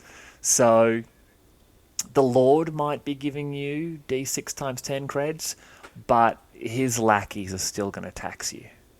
Yeah, and I love the fact that it is a tithe, basically. Yes. They're coming in, they're going, you're fighting on my territory against enemies that are not my enemies in situations that are going to be detrimental to my burgeoning industries. Oh, perfect. Yep. It is tax time, amigo. Yep. Oh, but Lord, we'll help you fight against these particular enforcers. Well, in that case, then you spoke the magic words. Let's go kick some enforcer teeth in. However, the tithe still applies. The tithe still applies. Yep. Pony up. Yeah. Death, taxes, and inevitably that the Imperium will always endure. Three universal truths. Yes. And then taxes again, just in case. And then taxes again, because there's regular taxes. It's like state taxes, then federal taxes. Yeah, exactly. Yeah. And then obviously as fathers, we have dad tax, where we consume a small portion of our children's food at every given opportunity. Because they steal food from us. Correct. On the constant. So that has been a lot of talk about Rebel Lords and Fallen Houses. I've loved every minute of it, but it was a very enjoyable rant. Yeah. I'll give you that. It's rare for me to say, but this early in the episode, well, not necessarily early, but it's been very enjoyable, that section. So, but we do have another section. We do have another raid. Yes. So, of the remaining criminal alliances, who are we hearing about from you? The Necro Lords. They're all about the undead. Is that correct? Shout out to my boy Karloth Valois. No, the Narco Lords. You just ran with that. I thought you were going to correct me, but fair enough. No, I'm that good. Oh, yes, absolutely. Right. So the Narco Lords. Chems in all their forms are an integral part of Necromunda. Without stims, grueling work quotas might not be met. Without their specialty meds, the ruling elite could not extend their lifetimes. And without the gas trade, the coffers of Lord Helmawr would be significantly lighter.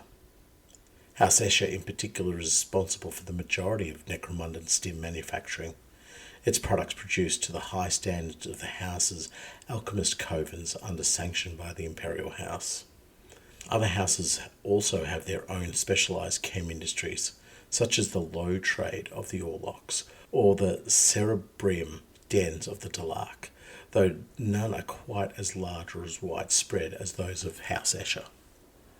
The Merchant Guild, too, has its own pharmacy cabals, though these usually deal in the fungal narcotics of the Underhive created in homemade sin stills of Holsteaders or by bad zone hedge chemists. Despite the tangled web that is the Necromundan chem trade, there is still ample room for crime lords to stake their claims. These so-called Narco Lords and narco gangs trade in stolen counterfeit chems taken from official Escher shipments, house stockpiles, or guilder caravans. There is always a ready market for those not willing to pay the high prices set by the Merchants Guild, whether it is medicine for a kind-hearted rogue doc or the next fix for an Underhive degenerate. Narco Lords savagely defend their territories and are in almost constant conflict with other criminals, the guilds, and clan houses. The most powerful of these criminals lord over multiple settlements and regions with an income to rival the prosperous guilder family, but only do so long as they can maintain their authority. Narco Lords are equally callous when it comes to the muscle they hire to protect their interests. Bounty hunters and scum gravitate towards these criminals for the large sums of credits they can offer, while desperate gangs sign up to be paid in product. Grimmest of all are the indentured militia, scraped together from those deep in debt to a narco lord.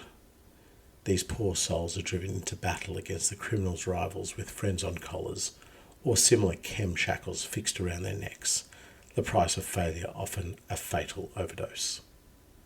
Amongst the numerous narco gangs, of special note are malefixers.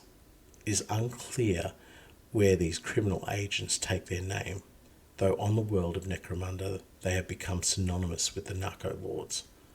Hardened hired guns, malefixers are especially prevalent in a subversion of the gas trade, being among the only members of a Narco Lords organisation cunning enough to raid the gas stockpiles of Lord Helmawr and live. There are countless narco gangs and bosses on Necromunda, their numbers constantly rising and falling in between bouts of violence. In the Palatine cluster, one of the largest criminal chem networks is the Narcosium Alliance, a league of narco bosses and rogue gangs. Like a swarm of riverjacks, each time the enforcers smash apart one of the Narcosium's gangs, another springs up in its place. Even Balthasar's own black network has had little luck destroying the Narcosium, the crime boss often fuming over the trade the Alliance has stolen from him. It is unclear who actually commands the Narcosium, though Guttertown whispers say its leadership, like its membership, is in constant flux to confound the efforts of its enemies to destroy it. Some believe that the Narcosium is a front for a corrupted enforcer proctor, which would explain its continued survival. If this is in fact true, it would make the Narcosium one of the most powerful organisations in Necromunda's planet-spanning underworld. So this is almost the complete opposite to the Fallen Noble, in my opinion. This is the down and dirty. This is the scrappers, the scrubbers, the real underbelly of Necromunda. This is and that's saying something. Yeah, that is saying something. This is talking about trade, usage, and I guess the economy of drugs, basically. You know, whether they be the almost sort of sanctioned manufacture of in the form of Ghast or whatever House Escher is making. Whoa, no one. Okay, this is as a now career politician, I feel necessary to speak on behalf of the government of Necromunda when I inform you, sir, that in no way, shape, or form do we allow the production of ghast on our planet, as that would be against the laws of not only our great and illustrious planetary governor, but also the Who's your Inquisition, planetary governor? the Arbites, no questions, please, sir, and also our Lord and Saviour, the God Emperor of mankind. So please, just refrain yourself from making such slanderous statements by saying that anyone on Necromunda is involved in the trade of anything as illicit and illegal as ghast. But if you are Right. after some, give me the nod. Vote Spaniel, corruption you can count on. So exactly what you were saying there. So something like ghast and what the Escher do, it's almost like, clean, pristine. It's run in well guarded, well lit, properly powered, properly energized. The people labs, working we'll in call these places are clocking in and out. They have Yes. time cards. Yeah, yes, they have a job. They have a social club. They have a soccer team that meets once every 10 days, and it's always a struggle to get players for it, but everybody loves it because it's team bonding and whatever the case might be. Probably a circus tent like Manchester United are going to, but that's neither here nor there. Right. Okay. Stick Yes, to you're the right. content. It's neither here. Right. But and then you have the backyard operation, the absolute slapper type of like, yeah, I've got a pot and I throw some stuff into it, and if you spend too long in that shed where I'm making that stuff, you're not going to have a good time. Like, you'll have a great time You while have a it's great going on, time, but not for a long but time. the post, the post effects. Well, let's just say I need another apprentice. So, and it's such a step away from what we were talking about earlier, the nobles, where the nobles is there's almost like this, like there's a majesty in what they're doing. There's this, we are fighting for something better. We are fighting for re-establishment. There's almost a chivalry attached to it. Like it's faint, but it's there. But you can't do this with anything within the Narco Lords. This is all about profit, power, control. All these things that these Narco Lords want, that the Narcosium want. These are things that make them on par with the other gangs. Also, not other gangs, with gangs. And then they can begin to push their boundaries against the gang houses. I think they would be able to push the boundaries with the noble houses, but it's also a far stretch at the same time as well, because you really need to be taking on those noble houses at a level that can actually affect them. If you're just saying, well, we're gonna wrap up the chem and stim trade to your house, they're just gonna go, well, we're gonna stomp you out and go somewhere else. Yeah. or we're gonna ally together, because if you think you have this much authority to push against a noble house, that makes you a threat not just to my noble house, but to all noble houses. Yeah. And we can unify very quickly in that regard. We can come together and go, okay, this particular narco gang or narco lord has decided that they are bigger than the system, and unfortunately the system is going to show them what a bolt round looks like at close range. So see, that's the part of sort of your argument there that I agree with the most. These narco lords aren't necessarily thinking that they can win this fight. They're not necessarily thinking, you know what, I'm going to be able to step in the ring, swing, that knockout punch, and become the new chem trader of Necromunda. I don't think they're thinking that at all. The problem with these narco lords is they are going against the system. They are stepping in on the territory of the clan houses and the agreements that they would have with the noble houses.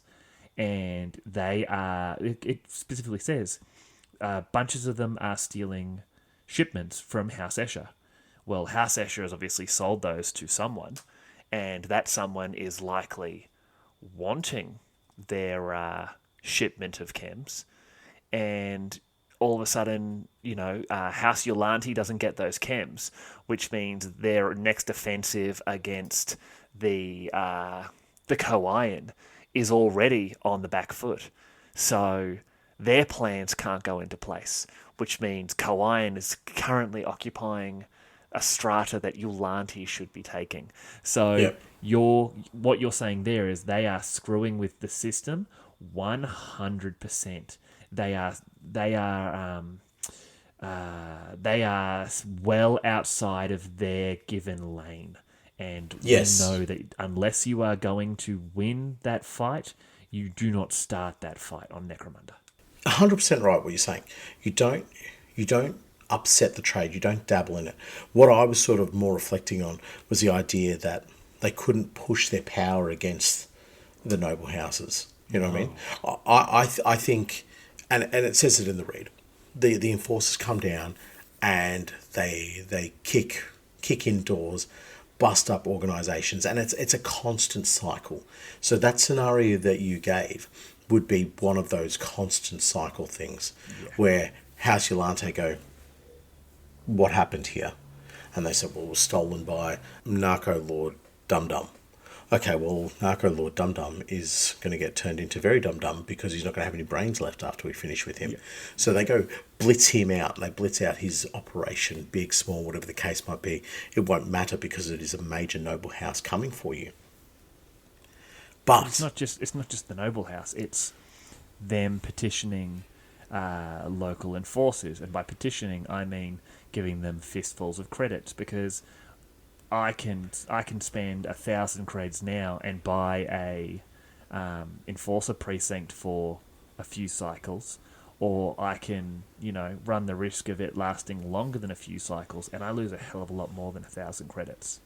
Yeah, exactly. But the point I was trying to make is that as soon as Narco Lord Dum Dum's taken out of the equation, Narco Lord Dumb and Dumber takes over that role, and the next Narco Lord tries to take over that, and then that's not even talking about them the infighting.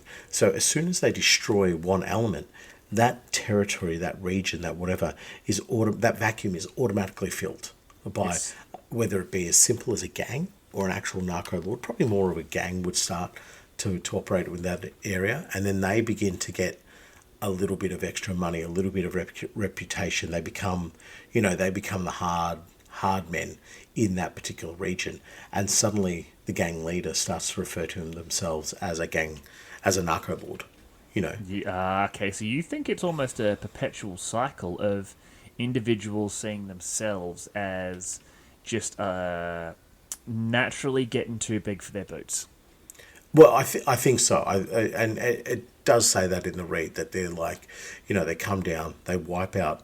So it says each time the enforcers smash apart one of the Narcosium's gangs, another springs up in its place. That's Narcosium. That's in particular the Narcosium. I see what you mean. But I'm saying in general this would happen, and depending on the region, depending on how serious the interference was from the previous Narco Lord, would determine how quickly that void was filled. But I would see it. Let me correct that. It's not necessarily how quickly it would be filled. I think it's filled almost automatically. But the level of influence that those members who filled that void would be trying to exert within their territory, region, precinct, whatever you have, if they can see that they can potentially have some leverage that they can use, and they'll probably start small against some enforcers, against another gang, whatever the case might be, but eventually they'll do something to piss off a noble house, and they better hope they have enough leverage against that noble house to be able to say, okay, well, destroying us right now doesn't work for you. It's almost like holding off the inevitable.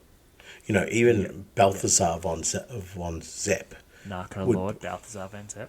Yeah, Van Zepp would be understanding that at any time he could be gone. Because he is not sanctioned. So it takes the Aranthians a moment to go, you know what, we don't want him here anymore. Helmawr tolerated him, and that's fine, but we don't want this anymore. So we're going to activate all of our little pips on the board, and we're going to go after you. Yeah. and there is no legal standing for Balthazar here. There's no sort of like, well, actually, I've got contracts in this. No, they're all null and void because you are a narco lord, in effect, a criminal lord, for use of a better term. So You're nothing to us. you're nothing, yeah. And everything that you deem as legal and correct is all illegal in our mind because you are in the wrong. No two ways about it. Yeah. So Okay. Yeah, I see where you're going with that. yeah, so the and this is what I was saying, how different this is to the actual fallen houses, is that there is still some manner of legitimacy to the fallen house. There is still a process required to actually take out that noble house. Like there's almost like, legal requirements needed or proper evidence required. Whereas in this, it's just prove that they're a criminal, and we can prove that quite easily. We just go, you're a criminal, and we're the Imperium, or we're the sanctioned we're the sanctioned authority of the Imperium. So you're going to play the disappearing game, and guess what? You're gone. You're in your little gang. You and your Narcosium, whatever the case might be. You're all going to get wiped out.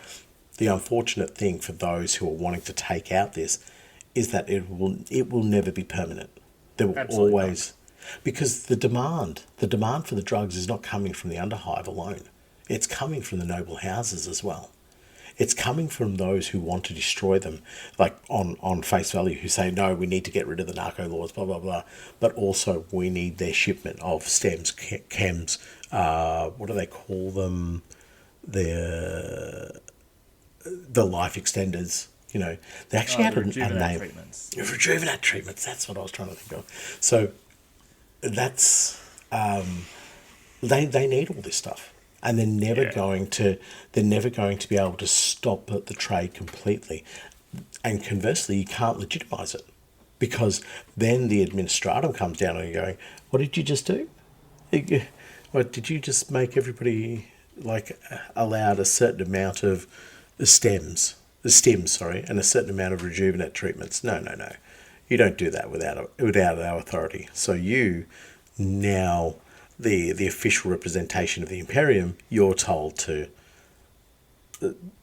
step back, maybe step down. Actually, you can go wander out into the wastes. You're done. We've had enough of you too. So it's a cycle that, even no matter how much they try to end it, they will never be able to, because they've become too reliant on the drugs. Yes. No, I definitely agree with you there. It's also a bit, for a better term, it's also a bit upsetting because it says there, obviously the Merchants Guild have their own pharmacy cabals, and that's what you were talking about before, the rejuvenate states, treatments. They have the fungal narcotics of the Underhive. These are produced, it's kind of like bootlegging back during the days of Prohibition. It was done on a much smaller scale.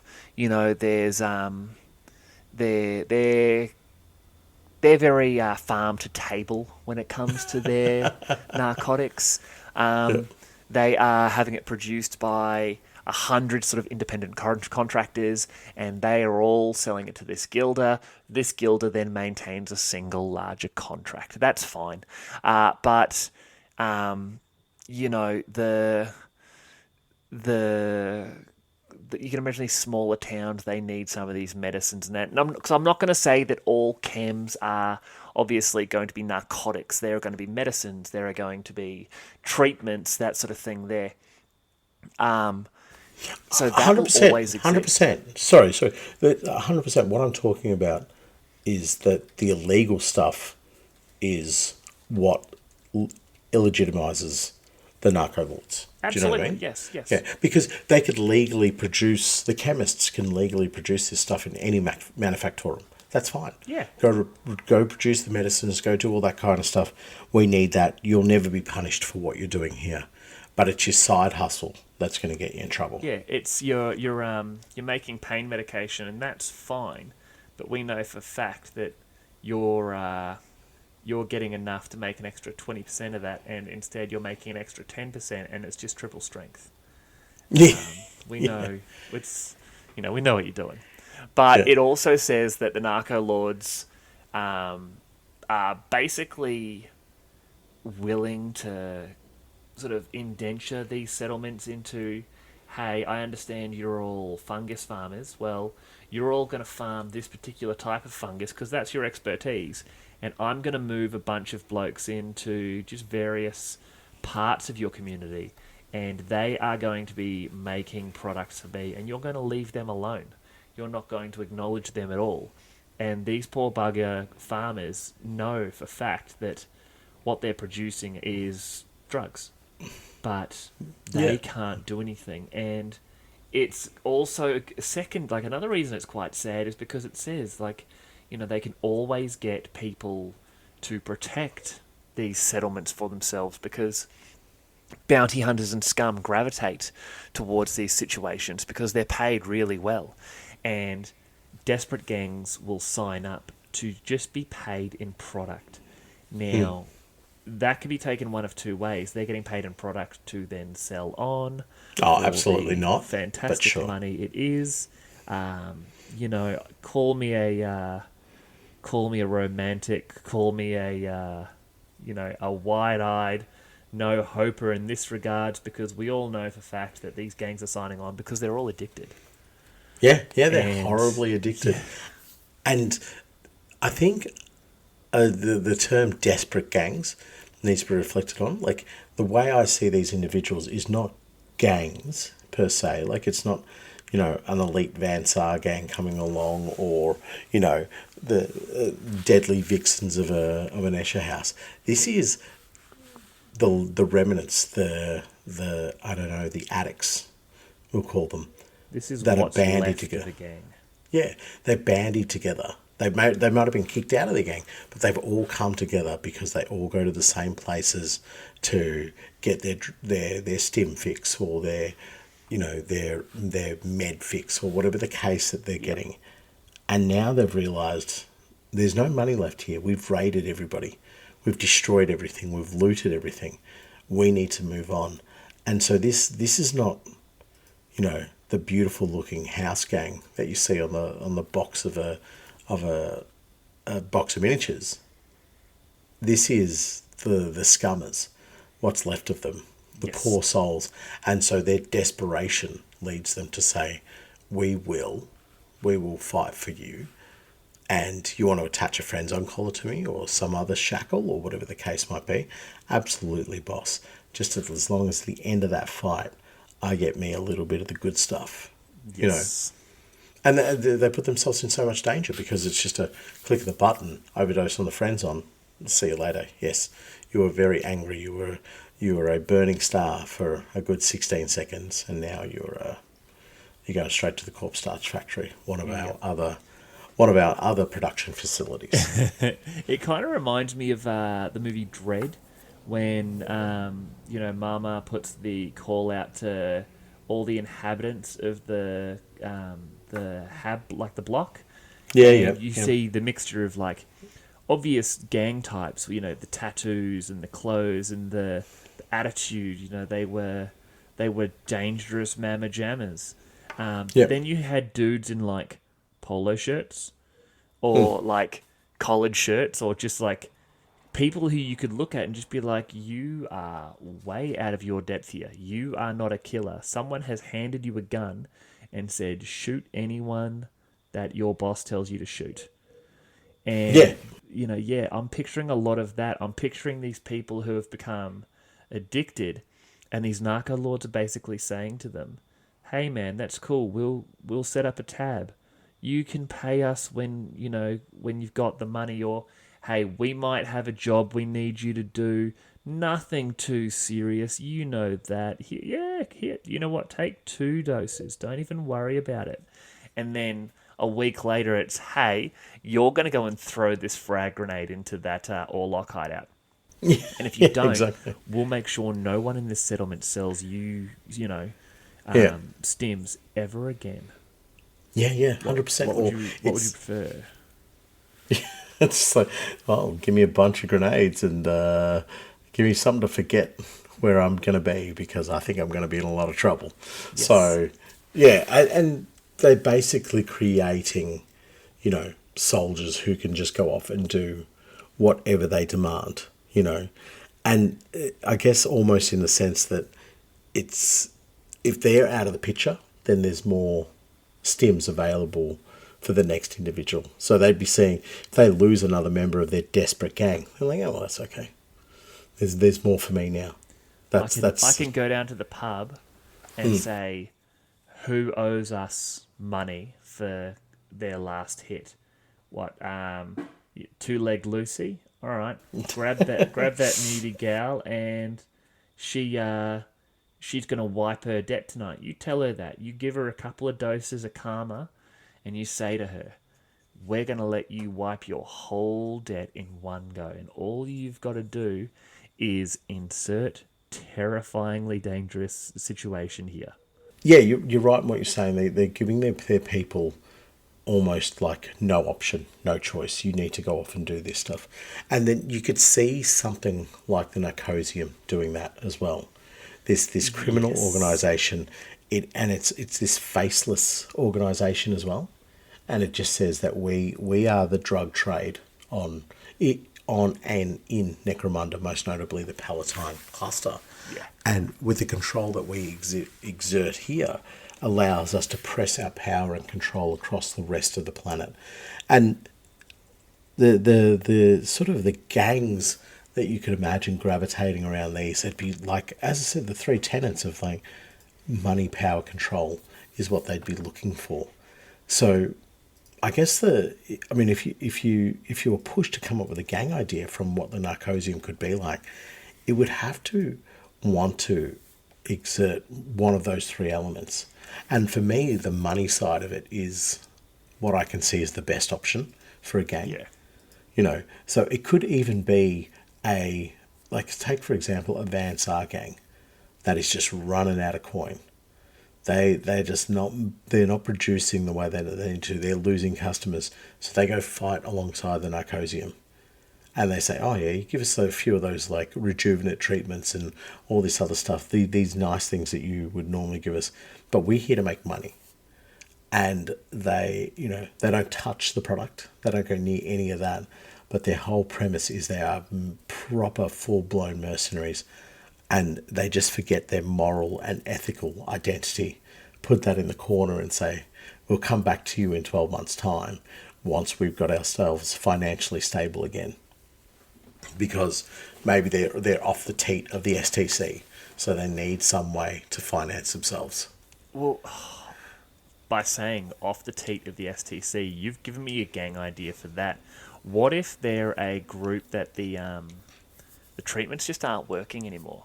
They're not necessarily dying, but they feel the physical pain of their bodies sort of rotting away. The cancers and tumours and that are filling them too quickly. And so they could be going to like the Narcosium or any of these Narco Lords and saying, give us something for the pain. Give us something like we just can't hurt anymore because it is stopping us from being able to do what we need to do. And these Narco Lords are going, absolutely, because they can see that is a customer that until they die, you have complete control of. And you just supply nice, strong pain medication that will make this Van Sar gang realize that, hey, as long as I keep,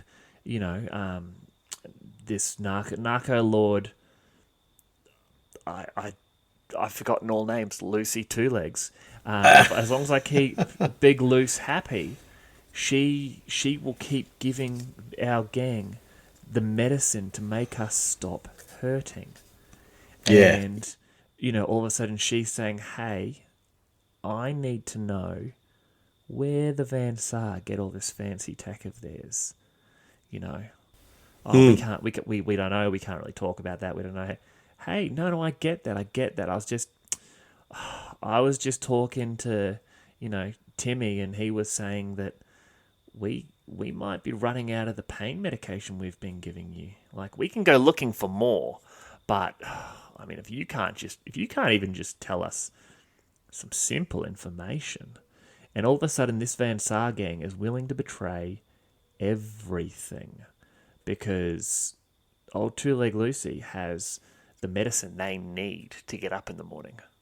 Yeah, well, they'd become addicted to the pain, the lack of pain. Do you know what I mean? Exactly. And the fear and terror of going back to it would be too much. But as you're talking there, I was thinking about, like, ulterior ideas or motives as to why you would fight for somebody like the Narcosium. And from that, I can imagine something along the lines of House Cawdor fighting for the Narcosium, in the sense of that they're being told that particular group over there, they're pushing chems and stims and all these other things. You need to go wipe them out. And we will pay you Imperial credits because you're doing a righteous act on behalf of House Helmawr, on behalf of the Imperium here. You're destroying a group, a cluster, whatever, that is actually destroying the hive. So they go off, wipe them out, they get paid in credits, and they get paid handsomely.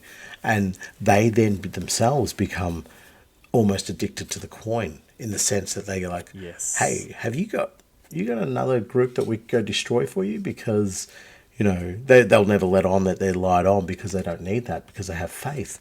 But they will certainly be happy to go do their jobs for the Narcosium, as opposed to a job from a different element of Necromunda. They'll say, well, that's the higher paying job, we'll take that. And they become this reliable entity because they do it with such fervour and devotion. But they think they're taking out bad drug pushers and stim users and so forth. But all they're really doing is taking out potential enemies of the Narcosium. Yeah. And I can genuinely see a savvy Narco Lord using the Cawdor in that respect.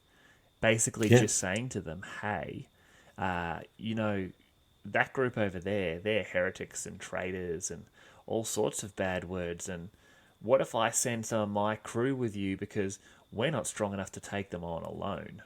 But with you, you're the mighty insert Cawdor gang name here's. And, with my forces being aided by such powerful warriors, the Emperor like you, like, there's no chance we would lose. And the Cawdor get a little bit G'd up, and they go for it. And the Narcosium the whole time, they're sending drug-addled scum to fight alongside this Cawdor gang. So it's win-win. But they could be passed off as, like, they're so fervent with their religious zeal that's why they're awe to be fighting alongside such wonderful warriors of the Emperor. And that's why they've lost the plot. That's why they're almost uncontrollable. And some of them may die from their exertions, all the while they hide the collar under some ridiculous thing, or they've already injected them with so much friends on. They're just like, exactly. See you later, Chief. And they get rid of these, this indentured militia that they're not really happy with anyway. And they also get rid of a gang rival or a territory rival. Yeah. So I can see the options here to create gangs that can align to it. There's lots of options in terms of, like, a reason as to why they fight. But the centric reason has to be, I believe, either money, control, or power. So why is House Escher fighting for these guys? Well, it's the control. They understand that if they dominate this particular region, they're going to get more control over the Goliaths in that region. You can keep your drug war. You can keep all your nonsense. We don't need to be involved in that. Being House Escher, they probably are anyway. But we don't need it. Our main focus here is control. And the same applies for power. The same applies for the money. It's all these different elements that... one of those three elements that keep the narcotics trade in good stead on Necromunda. Yeah, but it's an example. Like, we've made a joke about how they would sort of aid their allies in regards to this by talking about that Cawdor gang, but that genuinely is the way that they aid you if you ally to them. So before we jump into gang ideas, we'll go into the sort of pros and cons of the Narco Lords there. During the pre-battle sequence, the gang can add D3 plus 2 Hive Scum. So you're getting, a maximum of 5 Hive Scum, a minimum of 3. Each of them gets 60 credits worth of gear, pistols, basic weapons, knives, that sort of thing. But that's still 3 to 5 extra fighters that you are taking with you. That's one lucky shot, mate. That is one lucky shot. One lucky shot. It just nails your champion, or Yep. you're rolling around. Your leader's had a tough fight, 1 wound left, and then just gets clipped by this shotgun round or this stub pistol round, and just like, oh, there's that lucky skull. All right, roll those two d6. Who did that? Cars. It was Scum. Yeah, Scum. it was did that. somebody who's probably going to die from their friends on collar. So, and what a way to go! So they've got a big, strong alliance with House Goliath. Obviously, the reliance on chems there, and obviously, it makes more sense for the Goliath because they wouldn't necessarily have an issue dealing with someone who wasn't Escher, whereas I believe the Escher would have an issue dealing with the Narco Lords taking away from House Industries. And while you're allied with the Narco Lords, in my opinion, this is the big one. The rarity and legality of all chems listed in the black market is reduced by 2. In addition, the gang does not need to check to see if their supplier has run out as long as the alliance lasts. So as long as you're allied with that Narco Lords, you just don't run out of drugs. You say, hey, I need to get Friends On or Spur or whatever. And they're going to be going, well, yeah, you're our friends. We're going to make sure you've got a nice, steady supply.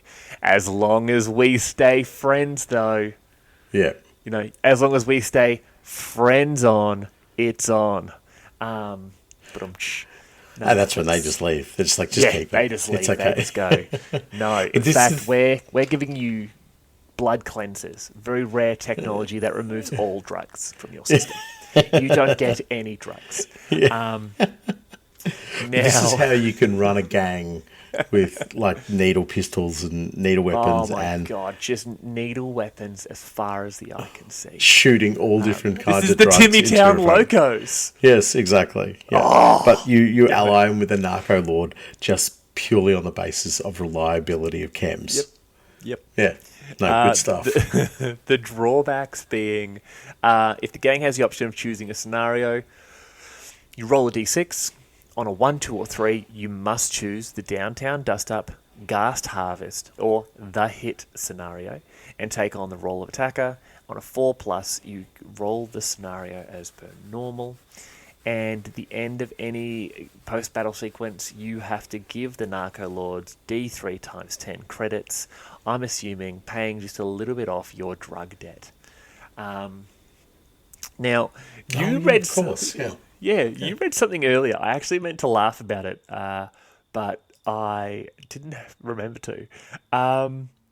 Where is it? House Escher, in particular, is responsible for the majority of the Necromundan stim manufacturing.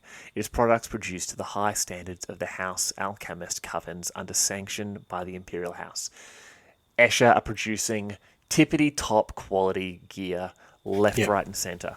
Other gangs also have their own specialised chem industries, such as the low trade of the Orlocks. They have, I'm assuming, plantations of chop tobacco, and they are selling bags of pre-rolled rollies at the local market. So, Orlock, be better. Totally. Be better. Absolute trash. But I don't see them as having the beautiful tobacco. It's just just get leaves and just chop them up. It would be and sell like them. smoking asbestos sheeting. Yes, absolutely. That's exactly what it would be. And every 1 in 10 is actually got tobacco or the whatever leaf they're using in it. So they're like, oh, I got one that was all right, but the rest of them, man, my lungs really hurt now. And like every time I sniff, I smell blood. It's not great, Yes. but Yes. I do like them. They make me relaxed. You know, I like to have They one in make the me morning. look cool to the Yeah, Germans. yeah, exactly. Of course, the Orlocks are doing that. But look, let's get into the gang ideas, I guess. So, there's a few you can come up with from here. Have you got a gang idea? Probably around Orlocks selling low-ho sticks to Jews. Weirdly enough, that is exactly my gang idea. No, it's not. I love the idea that these sort of drug ventures attract this mixture of sort of degenerates from various settlements, bounty hunters, scum, addicts, that sort of thing there. And it has been a favourite of ours since that new Apocrypha Necromunda came out, but I'm picturing a Venator gang Yeah, led by a representative of one of the Narco Lords. So my hunt leader will be a regular human member of this Narco Lord crew, right? I And have his then- name for you. Go. Mal Barrow. Mal Burrow. Perfect. Mal Burrow, the former Orlock, Venator, and now member of the, I don't know, The Peter Jackson. the Nicotinian supremacy. And the gang would be made up of, for example, the special rule for beastmen is that they can't be addicted to friend-zone, right? Yeah. So I would literally have like these two beastmen enforcers of Malborough. Yeah. And they have the big friends on collars and that, and they are just murder machines. I'm talking chain axes. I'm talking like mesh armor. They are basically like Bestigors, but with modern gear. And he keeps them because the Nicotinian supremacy have managed to get proper fighting abhumans for their enforcers. And so this is literally an enforcer gang for the supremacy. And then you have an Ogren. I have the name for the beastmen. Would you like to know their names? Yes. One's Winnie Red, the other one's Winnie Blue.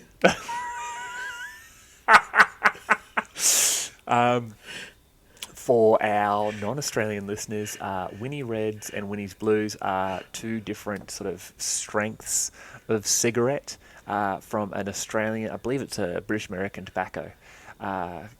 Winfields. Yeah, Winfields Reds were like the strongest cigarette, basically only smoked by like people in illegal gambling halls and people who had been smoking the Orlock asbestos sheets. Yeah. And then Winnie Blues were sort of like your blue collar, sort of like tradesperson. A lot of bricklayers and concreters smoked Winnie Blues. Yeah. But I love that. Winnie Red, Winnie Blue, so they'd have like red armor or blue armor. I love that. Yeah. But then I'd have like an Ogren, sort of tough, where that he's basically just constantly doped up through the brain. But once again, this is the meat shield that Mal will send forward to sort of cover the rest of his gang. And then the rest of the gang are going to be made up of those desperate people who are under the control of the Narco Lords, where they are your regular people. They would really be the chaff of this gang. They would be the desperate no-hopers. And the Venators work really well for this because you can include so many different species in there. Yes. You know what I mean? You can be like, yeah, there's a squat. He's addicted. His name's Peter Jackson. And then there's, a rattler. Is there rattlings? Yeah, rattlings. You have a rattling in there who's addicted to some sort of food additive that he's been MSG. MSG. Yeah, he's been having way too much MSG, and now he's stuffed. I can't think of any more brand names. There was Davidoff. His name will be Davidoff. Perfect. Yep. right? So the Venators work really good for this because you can show that. What was the chocolate that they gave to the Nazis? And it was Oh, basically just right. methamphetamine. Yeah, I know what you're talking about. I don't know the name for it. That's what the Ratling would be addicted to. Yeah, Meth perfect. chocolate. Meth chocolate, yeah. So poor Davidoff is just like any chocolate bar he sees, he just grabs. It's like, no, didn't get a hit off that one.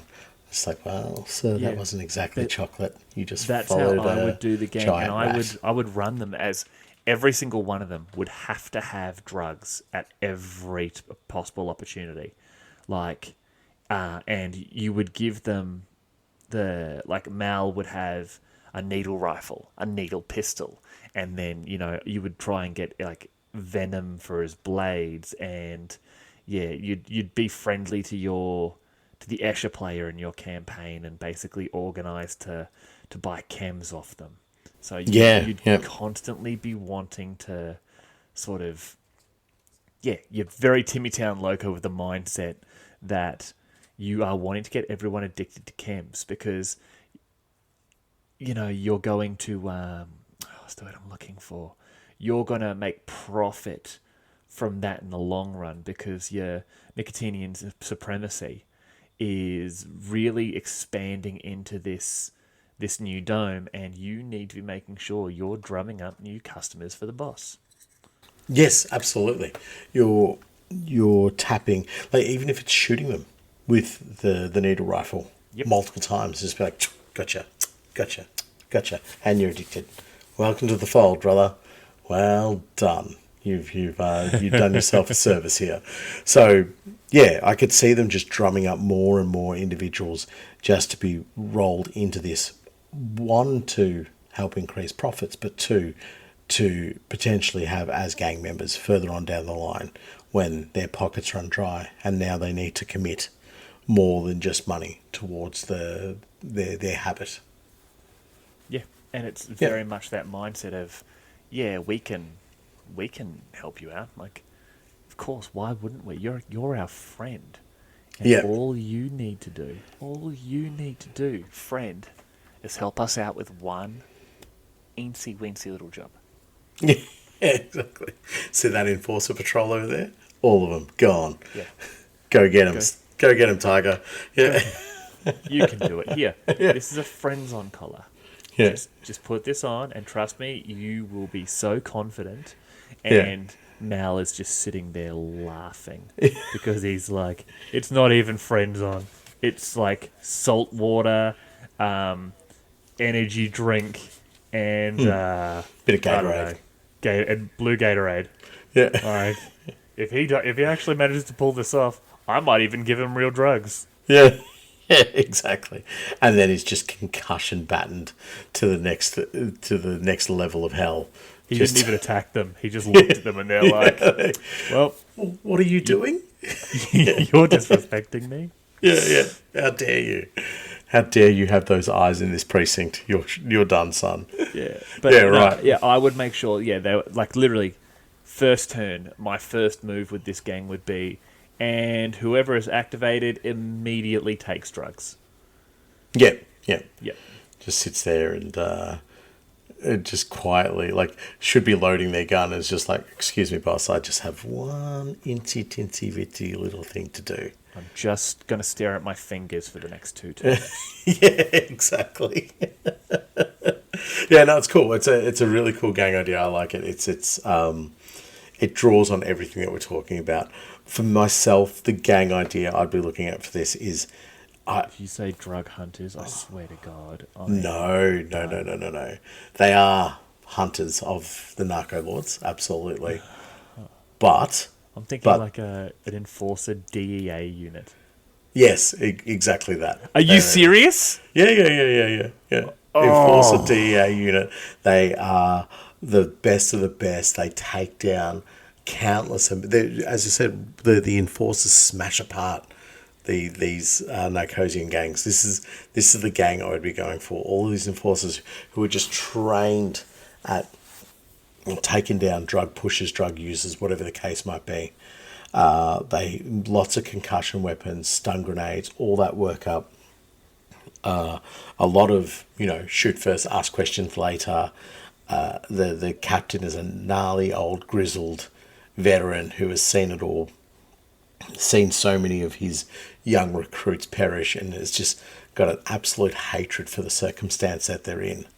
However, they are Loves his drugs. They are all under the pay of a narco lord. They're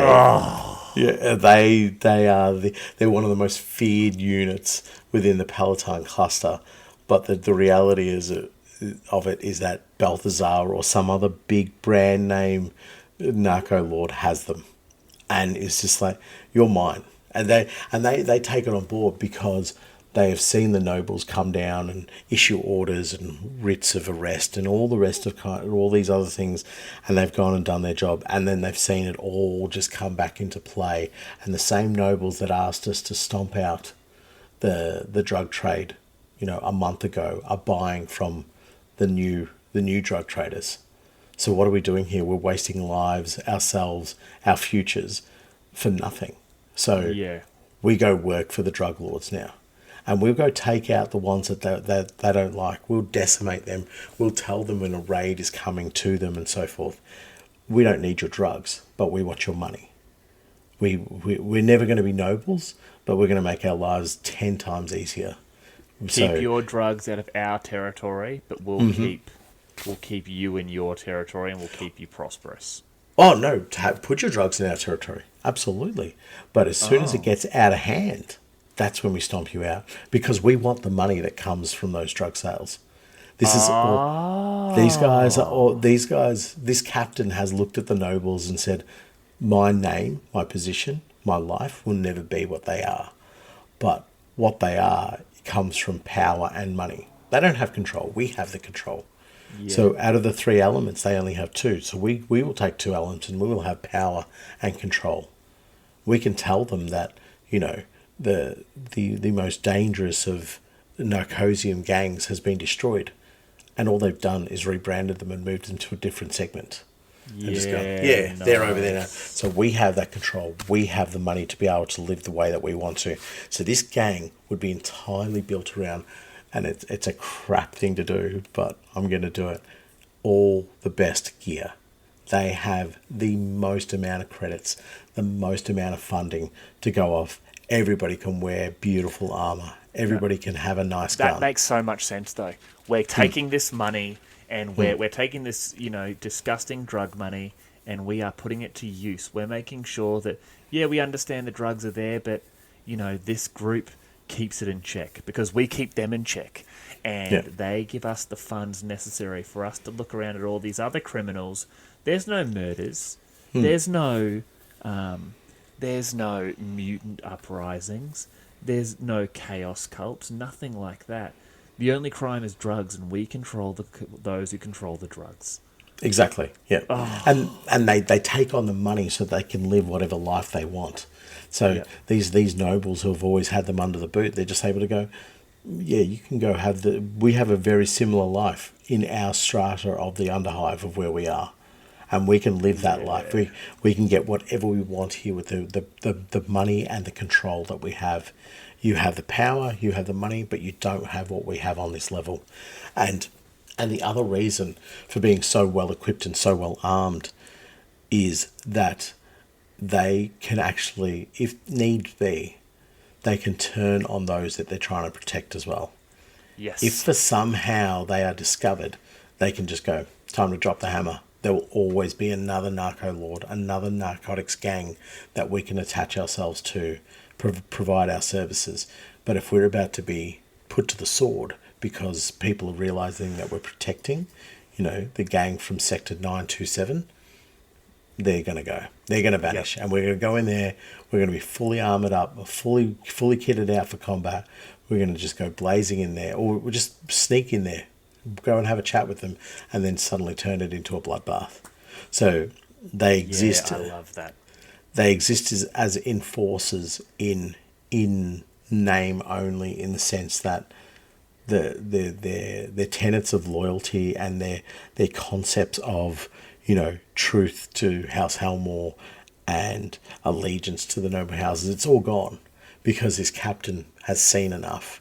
He has seen what this world is going to offer him and his young recruits, and it's very little. It is very little indeed.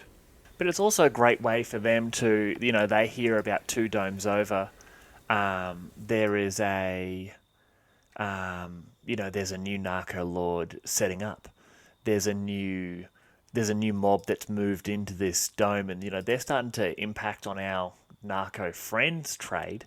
We need to make sure we're tooled up. We've got the gear, we've got the transport, we've got the the enforcer bots and all that sort of stuff, so we can smash in their doors, wipe them out, take their gear, give it to our allies, and all of a sudden, or smash these drug dealers, make them our second distribution point. Yes. And all of a sudden, we now have two passive income sources. We are basically like on the stock market, and we have Bitcoin. Yes, exactly. And whenever they need to pull the pin, they pull the pin because they know it's a renewable resource for them. They just go, oh, another gang's dead. Okay, we'll just go offer our services. And if that gang goes, oh, well, we know what you do. We know how you operate. It's like, okay, don't take our services, but know that we're coming after you and we have the funds to absolutely take you down. So what do you want to do now? Oh, you're talking a lot of shit for someone who's about to die. Yeah, exactly. They just go, okay, we're going to pay you protection money, basically, or we're going to give you jobs to go take out local rivals, whatever the case might be. You sell a very good product here, sir. Thank you very much. Now, please lower your bolters. Yep. I love that. That's great. I was worried you were starting to become predictable with your Narco Lord hunters, but you definitely redeemed yourself by making them horrible bastards. Yeah, completely corrupt. I just think of all the cop movies I've seen where, and especially like, what was it? Training Day? Oh, not Training. Training Day is a perfect one as well, but there was another one with Leonardo, The Departed, which I know you haven't seen, which you should see. I haven't seen it. The number of people who got angry about that was very surprising. Well, rightly so. It's one of the greatest movies. Yeah, so these images and these ideas came into my head, and it's these uncompromised. It's the gang itself probably wouldn't look too dissimilar to an enforcer gang, but the way you would play it, it's so uncompromising. The captain is like, no, this is just how we are. We don't bend, we don't break. They break, they bend, they are crushed. We stand strong because we have money and we have control. So they definitely have one of those enforcer robots because they got coin. Yes, they've got the coin. They've got the ability to requisition it. But also I can imagine their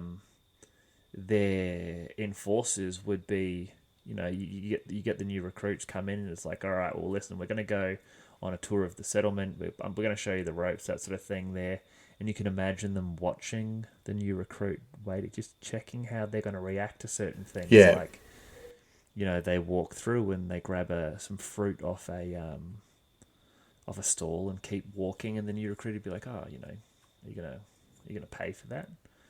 Like, why would I pay for it? Do you need me to pay for it, shopkeep? Oh no, of course not, officer. Yeah. See, this is the respect we get in this settlement because we keep these people safe. In reality, exactly. The settlement knows that you don't talk shit about the enforcers because the enforcers don't get you, in public. The Narco Lords that they're allied to are going to get you in the dark. Exactly. Yeah, if you try to make that enforcer pay the half a credit is for that piece of fruit or food or whatever the case might be, they'll pay. They'll give you that half credit in front of everybody. They go, okay, this is what you're going to do. Here's your half credit, but that stall is gone by the next day, anybody associated with it is gone. It's they do a Harry Houdini. Yeah, you have a bad night and decide that you want to end it by shooting yourself in the back of the head 16 times. Yeah, exactly. Like, I dedicate my life to corpse starch, and there's only one way I can get there, and that is get the enforcers to help me. Yeah, exactly. So The other thing I could see with this, with the recruits, is the recruits would be given excellent weapons and armor straight off the bat. You know, so if they react well to this tour that they go on, they're then given very nice equipment. And it's like, this is how we treat people in this precinct. You know, if you screw this up and get transferred. Yeah. Do you want to go down to precinct 11 where we know that they run you out onto the streets with nothing but a t-shirt and goodwill? Like, we give you a bolter, we give you a bolt pistol, we give you a concussion baton, we give you flak or carapace armor. You'll be good. Not that you're ever going to need any of it, because look at our settlement. Yeah, exactly. Everyone respects us. Everyone listens to the word of the law. Like, we don't have trouble here because everyone knows you don't mess with us. And everyone in the settlement just has that look of just keep walking, please. Yeah, please don't say anything, because then we have to get rid of your body. Yeah, exactly. Oh no, bandits came into town and killed the new recruits. Oh, did anyone else die? Yes, 3 vendors in the marketplace.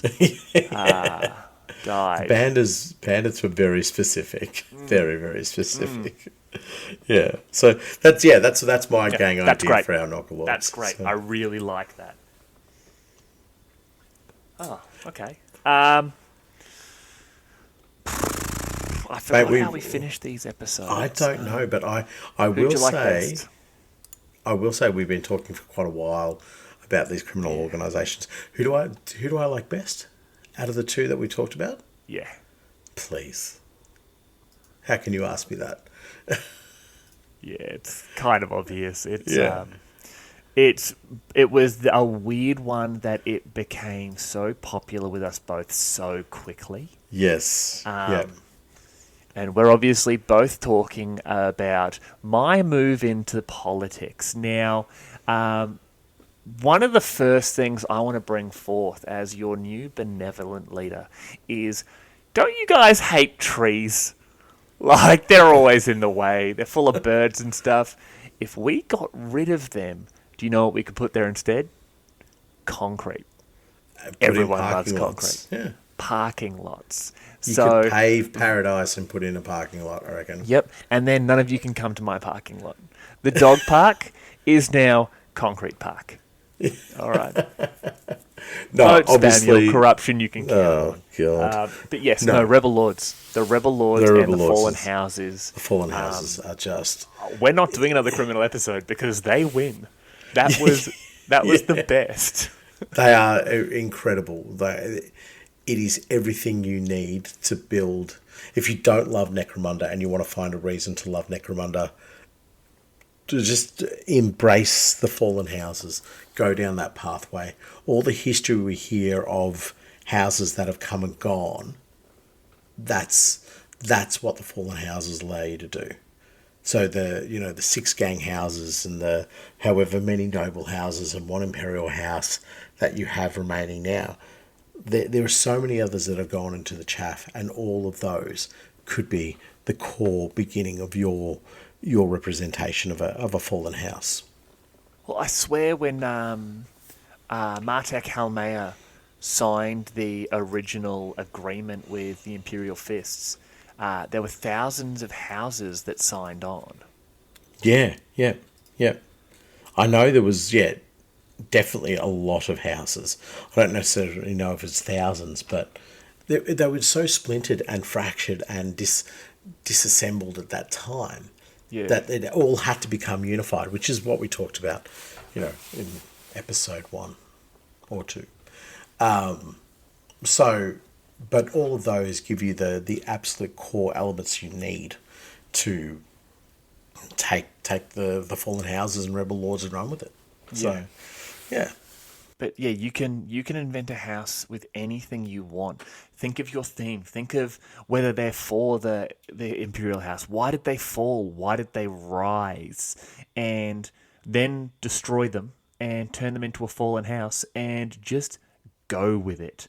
Like there's there is genuinely, like, we say this with so many things, but there is, when it comes to rebel houses and, fallen houses and rebel lords, the only limit is whatever you want it to be. Yep. And build a cool looking miniature and then come up with the lore after that.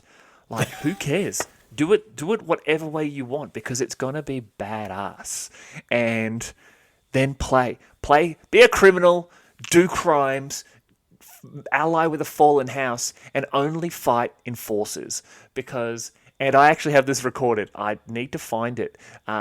As the glorious Goblin Juve likes to say, bolters are for babies. So you need to fight every enforcer gang you can.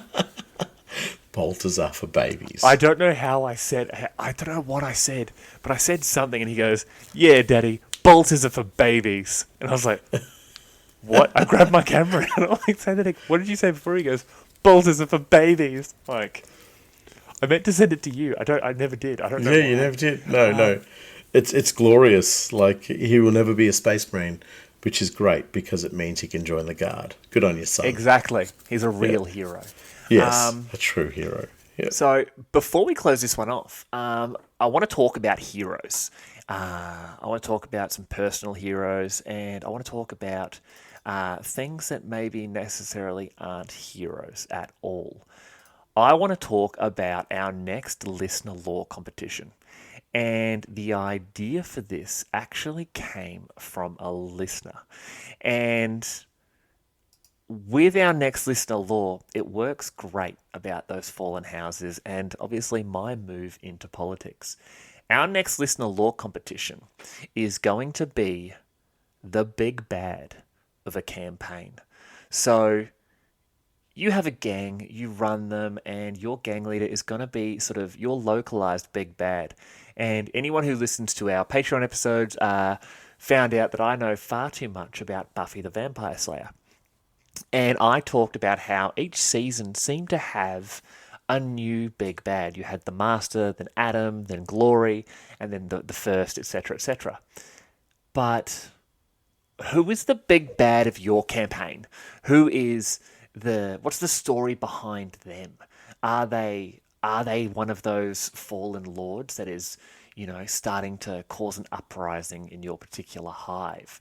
Are they a gang of spirers who are going through and eliminating all competition so they can seize control of your particular dome?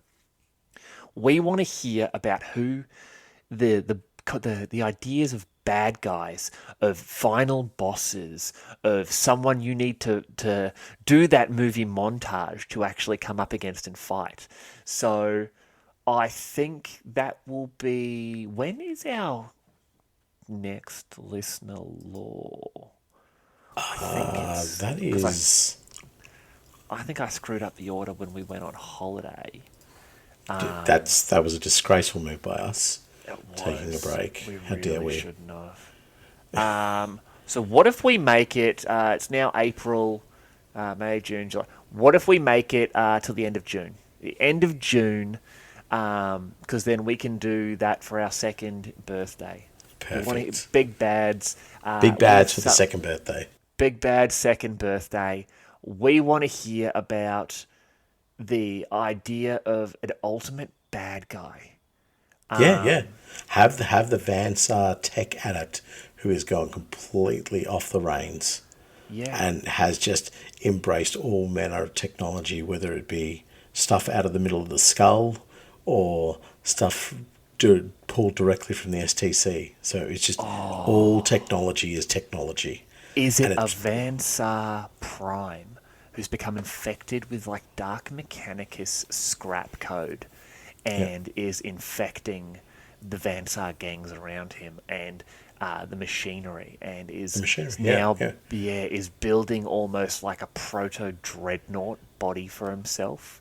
Yes, perfect. It's like it almost looks like it's infected with the obliterator virus. That's... But I see it as like having dabbled in a little bit of the orc tech that's still lying around the skull, and just being like, my belief, my will, is what will drive my machine forward. The people talk about energy sources and so forth, but I am at that level. I'm beyond the veil that I can understand that I'm one with the machine. The machine is just purely an extension of who and what I am. So it doesn't need to have 2 legs. It can have 10 legs. It could be because all of it is me. You know what I mean? Hell yes. I'm beyond the mindset of humanity, and even what the Mechanicum would view as the extent of the machine. I have become Yeah. the technology itself. Destroyer of Dome. Destroyer of domes. Yes. Perfect. So, yes, and end of June, so just in time for our 2nd birthday, biggest, baddest, bad guy anniversary spectacular, name to be confirmed. And, okay, all right, so that's kind of our closing thoughts. We're not going to do that again. Fallen House, amazing. Narco Lords, pretty cool, unless you're selling, asbestos cigarettes. Looking at you, all lock players. Yes. So we will close this bad boy out with a quote, and it's nice and simple. It is 5 words, and it's less a quote and more a prophecy that definitely came true. House Aranthus will rise again. Slogan scrawled on gutted Mercator Gelt Ashrig. And that was our latest episode of the Underhive Lorekeepers podcast. I am Spamuel, and on behalf of the Lorekeeper team, thank you for listening. Please follow us on our social media pages available in the show notes, and don't forget to follow and review us on your preferred podcast platform. As always, if you have questions, complaints, corrections, or if you are the last surviving member of a once proud and powerful house, dedicating yourself to overthrowing the criminal usurper of your family's territories, please reach out to us at underhivelorekeepers@gmail.com. Thanks.